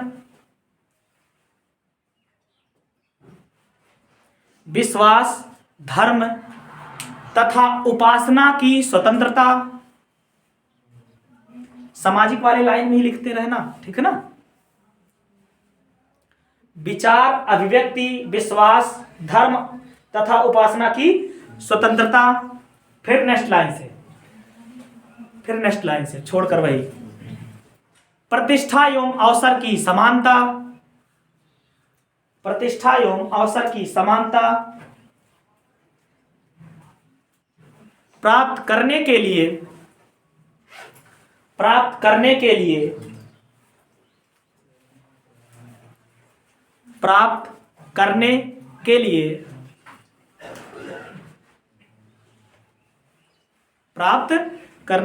तथा उन सब में व्यक्ति की गरिमा, तथा उन सब में व्यक्ति की गरिमा।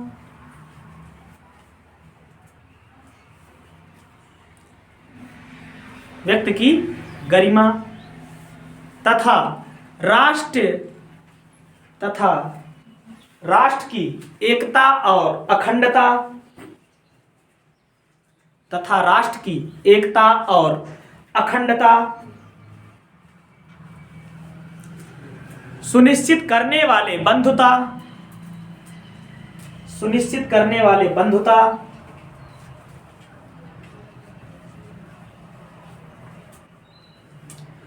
सुनिश्चित करने वाले बंधुता को बढ़ाने के लिए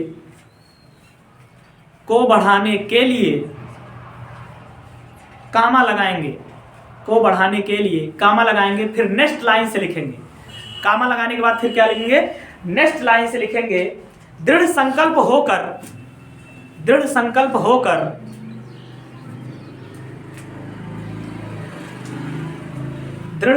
होकर अपने इस संविधान सभा से आज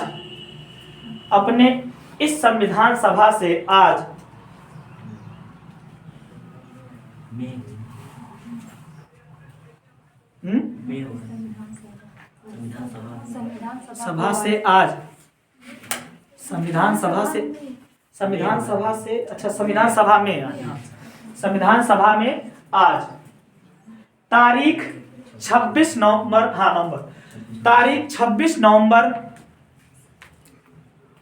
1949, तारीख 26 नवंबर 1949 मिति मार्ग शीर्ष लिख लेंगे, मिति मार्ग शीर्ष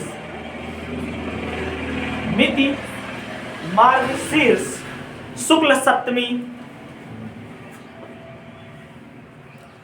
सप्तमी मिति मार्ग शीर्ष शुक्ल सप्तमी संवत 2006 विक्रमी,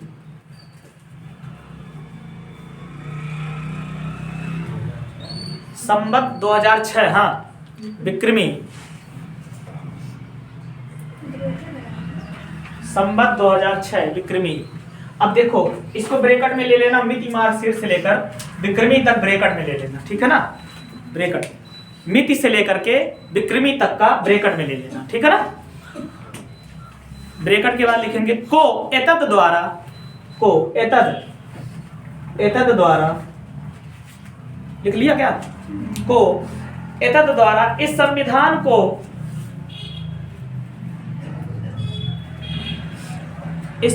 को अंगीकृत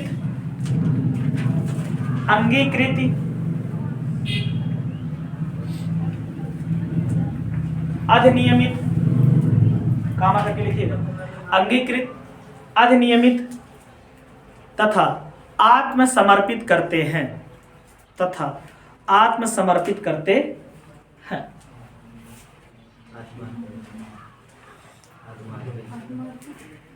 आत्मसमर्पित करते हैं, बस पूरी विरम अपना ये था। हम भारत के लोग से लेकर के आत्मसमर्पित करते हैं।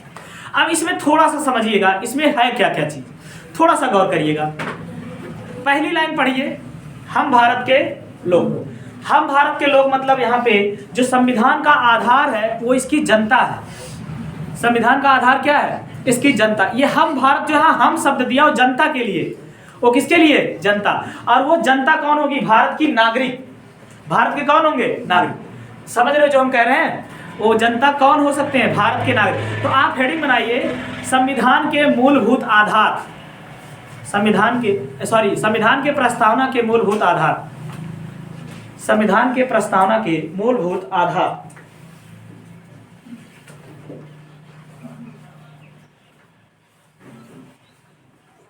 संविधान के प्रस्तावना के मूलभूत आधार, बिल्कुल बिल्कुल मूलभूत आधार। अब देखिए संविधान के उद्देश्य और आधार में अगर हम देखें यहाँ किसकी किसकी बात की गई है? हम भारत के लोग, ऐसे लिखा ना, हम भारत के लोग। इसको अगर इंग्लिश में कन्वर्ट करें तो होता है we the people of India. We the people of India. तो यहाँ पे वी शब्द जो आया है ये जनता के लिए, ये किसके लिए आया है? जनता। भाई देखो वी मतलब हम किसे कहना चाहते हैं? जनता की बात कर, हम किसकी बात कर रहे हैं? जनता। लेकिन यहाँ जनता है कौन? भारत के लोग, यानी भारत के नागरिक है।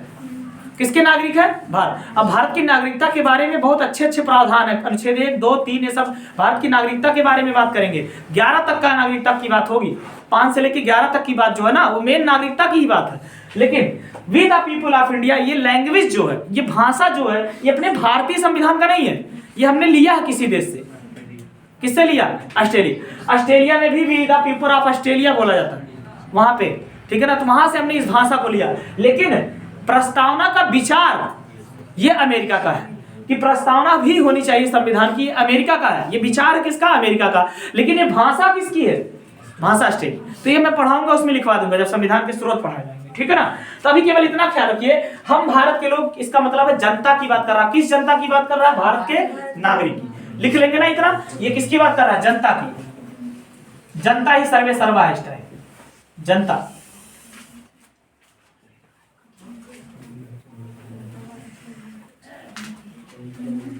किसकी बात कर रहे हैं? जनता। अच्छा, इस संविधान में देखिए उद्देश्य और हमारे देश के इस उद्देशिका का उद्देश्य और लक्ष्य क्या नजर आ रहा है? ध्यान से पढ़िएगा। भारत को एक संपूर्ण प्रभुत्व संपन्न, देखिए लिखा ना, भारत को एक संपूर्ण प्रभुत्व संपन्न, समाजवादी, पंथ निरपेक्ष, लोकतांत्रात्मक गणराज्य। सबका अर्थ समझ लीजिए, बहुत पूछा जाता है। प्रभुत्व जो अपना दिया है, प्रभुत्व संपन्न, ये दिया है ना पद, संपूर्ण प्रभुत्व। इसका मतलब ये है कि भारत में जब भी राज चलेगा तो कोई बाहरी हस्तक्षेप हमें कबूल नहीं। हमारा संपूर्ण अधिकार है, जो हम करेंगे जनता के लिए करेंगे और हम ही करेंगे, किसी और की हिम्मत नहीं। ये अधिकार है कि भारत के लोग ही भारत पे राज करेंगे और कोई नहीं, ठीक है ना। ये प्रभुत्व संपन्न मतलब पूरा टोटल कंट्रोल किसके हाथ में होगा? भारत के। कोई बाहरी हस्तक्षेप हम नहीं चाहते, ना कि अंग्रेज लोग इस पे कुछ बोले, ना ब्रिटेन के लोग, ना आपके अमेरिका, कोई नहीं बोल सकता। सब कुछ हम ही करेंगे, जितने नियम कानून है सब कुछ पारित करना किसके हाथ में होगा? भारत। इसी को कहते हैं प्रभुत्व संपन्न। अगला समाजवादी। समाजवादी मतलब होता है सबको एक समान रखना। सबको क्या करना? एक समान। हर सभी को एक ही अधिकार मिलना चाहिए, यह समाजवाद। समाजवाद का अर्थ सोशलिज्म क्या कहता है कि समाज में रहने वाले हर एक व्यक्ति का हर एक वस्तु पे समान अधिकार होना ही चाहिए। यह है समाजवाद। चाहे शिक्षा का क्षेत्र हो, चाहे काम करने का क्षेत्र हो, चाहे आपको लालन पोषण करने का क्षेत्र हो, चाहे कोई रोजगार करने का क्षेत्र हो, सबको समान रूप से अधिकार मिलना चाहिए, उस पर अपनी दावेदारी स्थापित करनी। इसलिए जब एग्जाम होते हैं तो वहां साफ साफ लिखा रहता है योर एबिलिटी इज एवरीथिंग। तुम्हारी योग्यता ही तुम्हारे लिए क्या है? सब कुछ। उसमें हमारी कोई जिम्मेदारी, जितना सक्षम आप होंगे उतना बेहतर आप पा जाएंगे। सबको समान है, इसलिए सबको कंपटीशन में बुलाया जाता है कि अगर आईएएस बनेगा तो खाली चला बुला लीजिए बुद्धिमान है, ऐसा नहीं, सबको बुलाते हैं कि सब लोग आके प्रदर्शन करो। यही है हमारा समाजवाद, ठीक है ना। अगला पंथ निरपेक्ष, ये बाद में जोड़ा गया। समाजवाद, पंथ निरपेक्ष, ये सब क्या जोड़ा गया? बाद में संविधान में। लेकिन फिर भी समझेंगे, पंथ निरपेक्ष का होता है कि भारत का कोई अपना राष्ट्रीय धर्म नहीं होगा। भारत का कोई अपना राष्ट्रीय धर्म नहीं होगा, लेकिन भारत में जितने धर्म हैं उन सबका क्या किया जाएगा, सम्मान किया, और होता भी है। बताओ दुनिया के जितने धर्म हैं सबसे ज्यादा सम्मान कहाँ पे दिया जाता है, भारत। भैया मुस्लिम हो, चाहे ईसाई हो, चाहे सिख हो, चाहे जैन हो, चाहे पारसी हो, चाहे बौद्ध हो, चाहे कैथोलिक हो, कोई भी धर्म के लोग हो, सबके सब कहाँ शरण पाए हैं, भारत। अपने ही देश में सबसे ज्यादा धर्म के लोग हैं अदर कंट्री की अपेक्षा। क्यों? क्योंकि भारत ऐसा कहता है पद निरपेक्ष है, यहाँ सभी धर्मों का आदर होगा, लेकिन यहाँ किसी धर्म को राष्ट्रीय धर्म नहीं। कई लोग हिंदू धर्म की हिंदू राष्ट्र की मांग करते हैं ना, कई लोग करते हैं। तो इसमें एक मुस्लिम विचारक थी तस्लीना नसरीन, नाम सुना होगा तस्लीना, उन्होंने कहा कि हम भी सोचते कि हिंदू राष्ट्र बने, हम भी सोचते, क्योंकि हिंदू राष्ट्र राम राज की स्थापना की बात करता है। किसकी स्थापना की बात करता है? राम। लेकिन ऐसा राज लाना कौन चाहता है? कोई पार्टी क्लियर तो बोले कि हम ऐसा राज्य चाहते हैं। कोई पार्टी ऐसा चाहता है? कोई भी गवर्नमेंट हो वो नहीं चाह, वो तो सब अपना फायदा देखते हैं। सब लोग जनता के लिए अगर बेहतर करें तो कहने की जरूरत है हिंदू राष्ट्र। हिंदू राष्ट्र खुद है। हिंदू राष्ट्र का मतलब होता है जहां पे सभी धर्मों का आदर हो, जहां पे सभी लोग को समान अधिकार दिए जाए, जहां पे राम राज स्थापित हो जाए, वही हिंदू राष्ट्र है। और दुनिया में हर जगह ये होना चाहिए, सब कहते हैं, लेकिन सब लोग इसको मानते कहाँ हो? खाली कह देना काफी नहीं हिंदू राष्ट्र बन जाए, वो विचारधारा भी लेकर आओ, वो सोच भी लेकर आओ। क्लियर हो गया? ये है पंथ निरपेक्ष राज्य, और इसी को कहा गया सेकुलरिज्म। क्या कहा गया? सेकुलर। लेकिन ये थोड़ा सा कड़वा भी है। इतना जबरदस्ती घूट पिलाया जा रहा है कि हिंदू धर्म ही खराब स्थिति में रहेगा, बाकी सभी धर्म उत्कृष्ट रहेंगे, ऐसा दिखाया जाना था। हालांकि ऐसा होना नहीं चाहिए, लेकिन क्या कर सकते हैं, इसमें हम और आप ही भागीदार हैं, कोई दूसरा है नहीं। हम ही आपको बताना पड़ेगा अपनी महानता को, अपनी महानता को प्रकट करना पड़ेगा। बड़े महानतम धर्म रहे हमारे, बहुत सारी चीजें बनी, अलौकिक चीजें बनी है, उसको हमें बताना पड़ेगा, कोई और नहीं बताना है कि चीन के लोग आके बताएंगे हमारी सभ्यता के बारे में, हमें ही बताना पड़ेगा। क्लियर है ना? याद रखना, पद निरपेक्ष लोकतंत्रात्मक गणराज्य मैंने बता दिया। लोकतंत्र मतलब जहां जनता के द्वारा, जनता के लिए, जनता की ही सरकार चुनी गई, वो क्या है? लोकतंत्र। ठीक है ना? और गणराज्य जहां पे जनता के प्रतिनिधि चुन के जाते हैं। जनता की कौन? प्रतिनिधि। जैसे विधानसभा में जाना हो विधायक लोग चुनते हैं, संसद में जाना हो तो सांसद चुनते हैं, यही तो होता है ना। तो ये प्रक्रिया होनी चाहिए। ये है भारत का उद्देश्य और प्रमुख विशेषता। ये कौन सी चीज? मैंने लिख दिया सब कुछ। प्रभु संपन्न, समाजवादी, पद निरपेक्ष और लोकतंत्रात्मक गणराज्य, ये विशेषता है संविधान की अपनी। क्या है? विशेषता। इसमें कितने न्याय की बात हुई है, पूछा जाता है। 3 न्याय। कितने न्याय है? 3 न्याय। 3 न्याय कौन कौन से? सामाजिक, लिख लेना, भले से उसमें लिखा है लेकिन लिख लेना। 3 न्याय कौन है? सामाजिक, आर्थिक और राजनीतिक। सामाजिक, आर्थिक, राजनीतिक, सब ये जो है 3 न्याय है। और ये 3 न्याय के अलावा धार्मिक नहीं है, धार्मिक न्याय नहीं है हमारे यहाँ, याद रख लेना। हाँ, सामाजिक, आर्थिक और सामाजिक, आर्थिक और राजनीतिक, लिख लेना। 3 न्याय है हमारे यहाँ, ठीक है ना?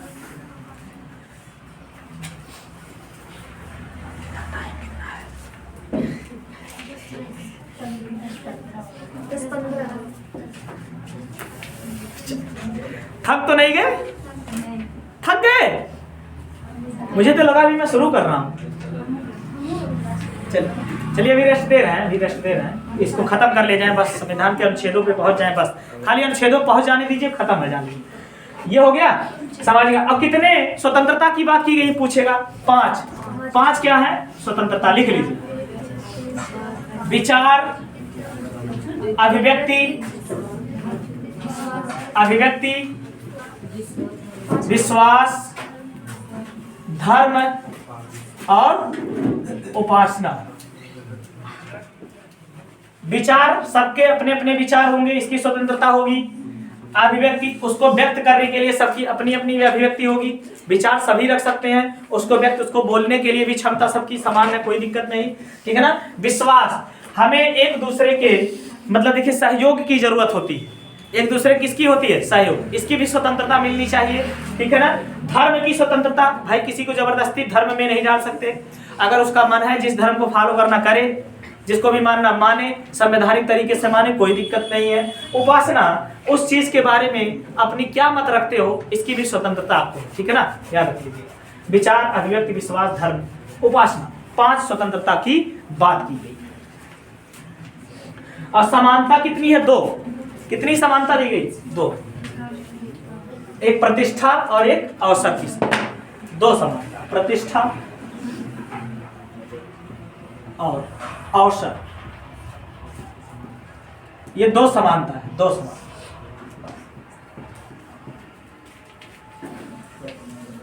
प्रतिष्ठा क्यों? कि समाज में हर एक व्यक्ति का स्थान महत्वपूर्ण है। हर एक व्यक्ति का स्थान क्या है? महत्वपूर्ण है, और उसको हर एक क्षेत्र में समान अवसर उपलब्ध होने चाहिए। ठीक है ना? जैसे मान लो टीचर हैं, एक महिला और एक पुरुष टीचर, तो अब कहें कि वो महिला है तो उन्हें कम वेतन दो, ये सही है क्या? ये गलत। दोनों को अगर एक पोस्ट है तो एक ही अवसर मिलना चाहिए। दोनों को अगर 40,000 मास्टर को मिल रहा है पुरुष को, तो महिला को भी कितना मिलना चाहिए? 40। यही अवसर समानता, ठीक है ना? यही क्या है? प्रतिष्ठा और अवसर की समान, ठीक है ना? जिस भी उपाधि पे बैठा हो, जिस भी स्तर पे हो, उस पे समान से, उसमें महिला पुरुष का भिन्नता नहीं। अब महिला पुरुष ही नहीं, लिंग, जाति, धर्म, किसी भी आधार पे आप भिन्नता नहीं प्रकट कर सकते, ठीक है ना? क्यों भैया वो ठाकुर है तो उन्हें ज्यादा वेतन मिली, ऐसा तो है नहीं। समझ में आ रहा है जो हम कह रहे हैं? जो जिस पोस्ट पे अच्छे से बैठा है उस पोस्ट की वेतन उसे समान मिलेगी। वहां ना तो लिंग, ना तो धर्म, ना तो जाति, ना तो समुदाय, किसी से मतलब नहीं। समझ में आ गया? यही है आपका और प्रतिष्ठा और अवसर की समान। अच्छा, इसमें बंधुता की बात की गई है, इसमें अखंडता की बात की, राष्ट्र की एकता की बात की गई है। समझ रहे हो बातों को? हमारा राष्ट्र एक है, यहाँ के सभी नागरिक किसी भी राज्य में रह रहे हो, बहुत सारे राज्य है ना, क्योंकि हमारा भारत राज्यों का क्या है? संघ है, union of states, union of states. तो हमारा भारत राज्यों का, लेकिन यहाँ ये नहीं हम उत्तर प्रदेश का नागरिक है, यह नहीं कहना। नागरिक तो कहाँ के हो? भारत। रहते कहाँ हो? उत्तर प्रदेश। तो यही है राष्ट्र की एकता और अखंडता। अब बंधुता मतलब भाईचारा। हम लोग राजस्थान में जाते हैं तो वहाँ उनको क्या मानते हैं? अपना भाई मिलते हैं, ठीक है ना? अब हमारे छोकरों छोरियों से कम, ठीक है ना? हम तो उल्टे बोल ही लगे, हमारा छोकरो छोरी से कम थोड़ी, ठीक है ना? हमारा छोकरो भी झोटी रख सकते हैं,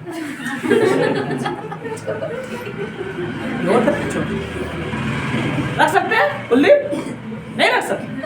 अच्छा कुलदीप कभी बताओ रखा है सर? अच्छा किस लड़के ने चोटी रखी कभी?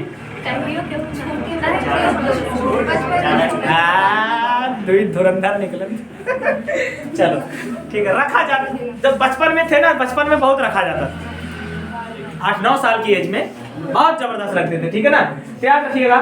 तो हमारे देश की बंधुता बनी रहे, मतलब किसी भी राज्य में जाए तो ऐसा। अब कई लोग ना बिहारियों को बड़े ढेर उस नजर से देखते थे, जबकि ये गलत है। बिहारी लोगों में IAS क्वालिफिकेशन है, देखिए ज्यादातर IAS PCS वहीं से सेलेक्ट होते हैं।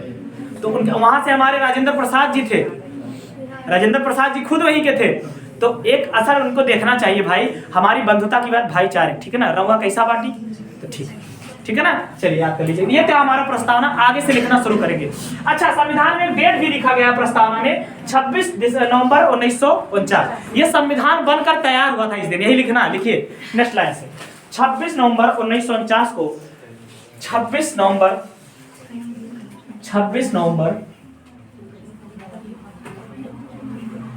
1949 को संविधान बनकर तैयार हुआ। इसीलिए 26 नवंबर को संविधान दिवस मनाते हैं, कॉन्स्टिट्यूशन डे इसीलिए मनाते हैं, ठीक है ना? 26 नवंबर 1949 को बनकर तैयार हुआ। कितना दिन लगा था बनने में तो बता ही दो। 2 वर्ष 11 माह 18, ये तो रटे है।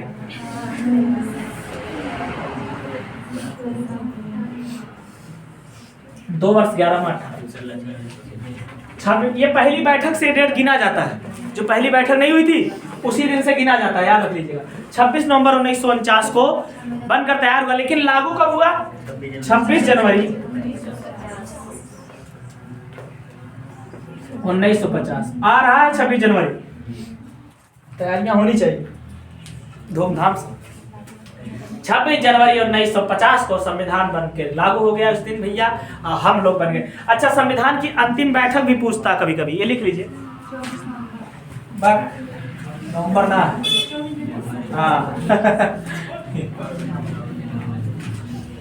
26 जनवरी 1950 को तो लागू हो गया संविधान, लेकिन अंतिम बैठक पूछ लेता, मैं बता दे रहा हूँ। संविधान सभा की अंतिम बैठक लिख लेना, संविधान सभा की अंतिम बैठक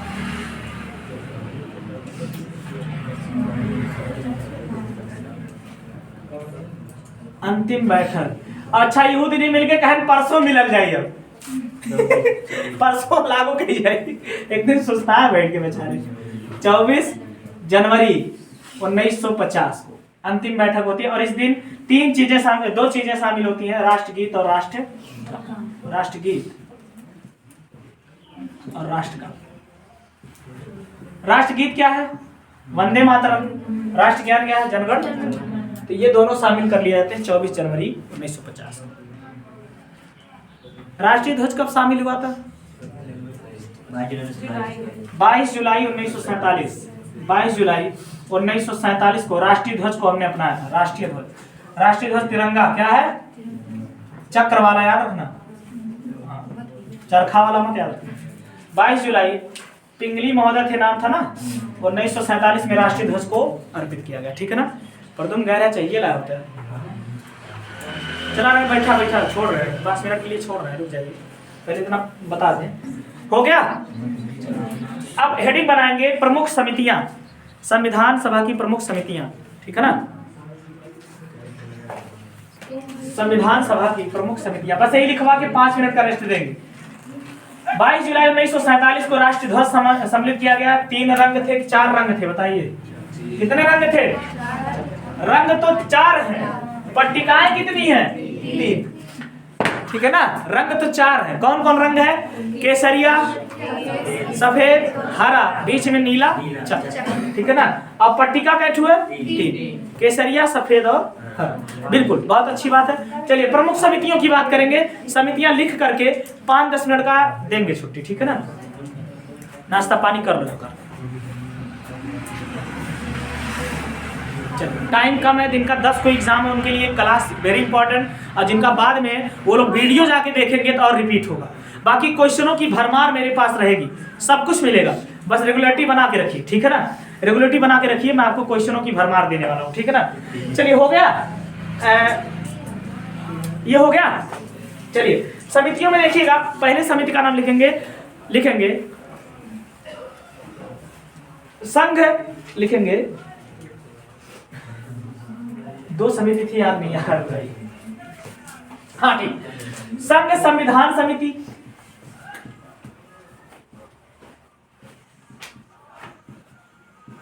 वैसे देखो हमारे यहाँ 21 समिति बनी थी पूरी, लेकिन हमें पढ़नी है ज्यादा नहीं, 2-4 ही पढ़नी है अच्छे। संघ संविधान समिति, इसके मुखिया कौन बने थे? लिख लीजिए। संघ संविधान समिति के मुखिया कौन बने थे? लिखेंगे नेहरू। कौन बने थे? पंडित जवाहरलाल नेहरू।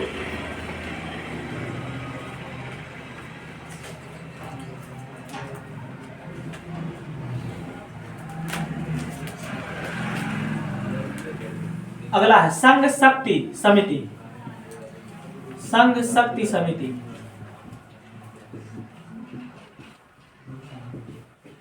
संघ शक्ति समिति, इसके भी नेहरू थे। इसके भी कौन थे? नेहरू थे। अगला प्रारूप समिति, ड्राफ्ट कमेटी। प्रारूप समिति या ड्राफ्ट कमेटी, इसके अध्यक्ष थे डॉक्टर भीमराव अंबेडकर।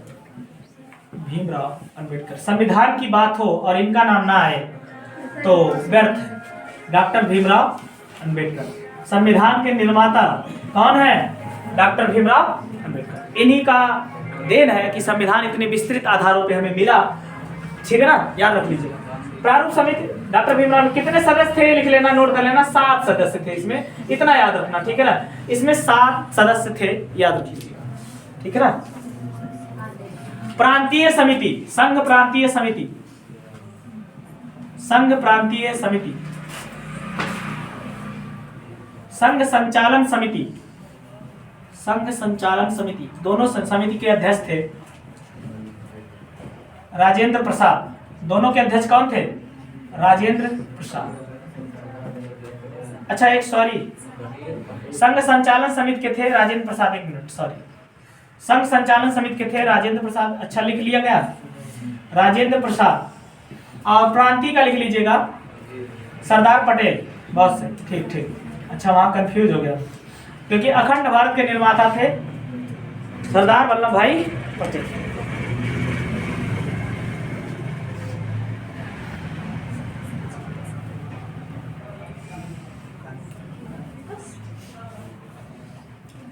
चलिए हो गया। झंडा समिति, झंडा समिति के अध्यक्ष कौन थे? गलतियां बताइए आप यहाँ थी, बताओ। राजेंद्र प्रसाद। कौन थे? जेपी कृपलानी मत लिख देना। झंडा समिति के अध्यक्ष कौन थे? राजेंद्र प्रसाद, बहुत इंपॉर्टेंट नाम है राजेंद्र प्रसाद। झंडा समिति। अगला सदन समिति, सदन समिति, सदन समिति। पट्टाभी सीतारमैया, पट्टाभी नाम लिखते हैं, पट्टाभी सीतारमैया, ये इसके अध्यक्ष थे सदन समिति के, ठीक है ना। अगला लिखेंगे देशीय रियासतों के लिए वार्ता समिति,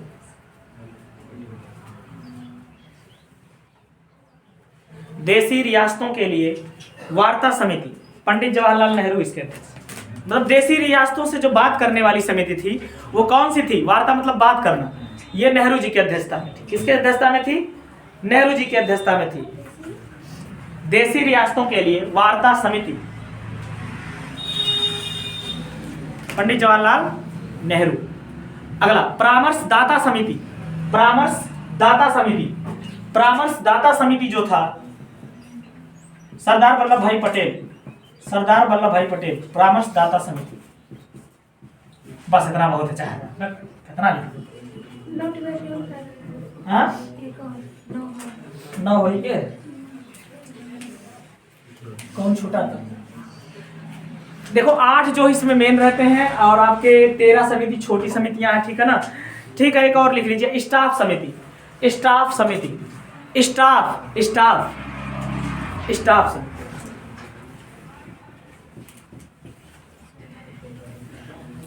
स्टाफ, इसी को स्टाफ मतलब जो कमेटी बनी हुई थी जो संचालन कर रही थी उसमें कुछ सदस्य लोग शामिल थे अलग से, ठीक है ना।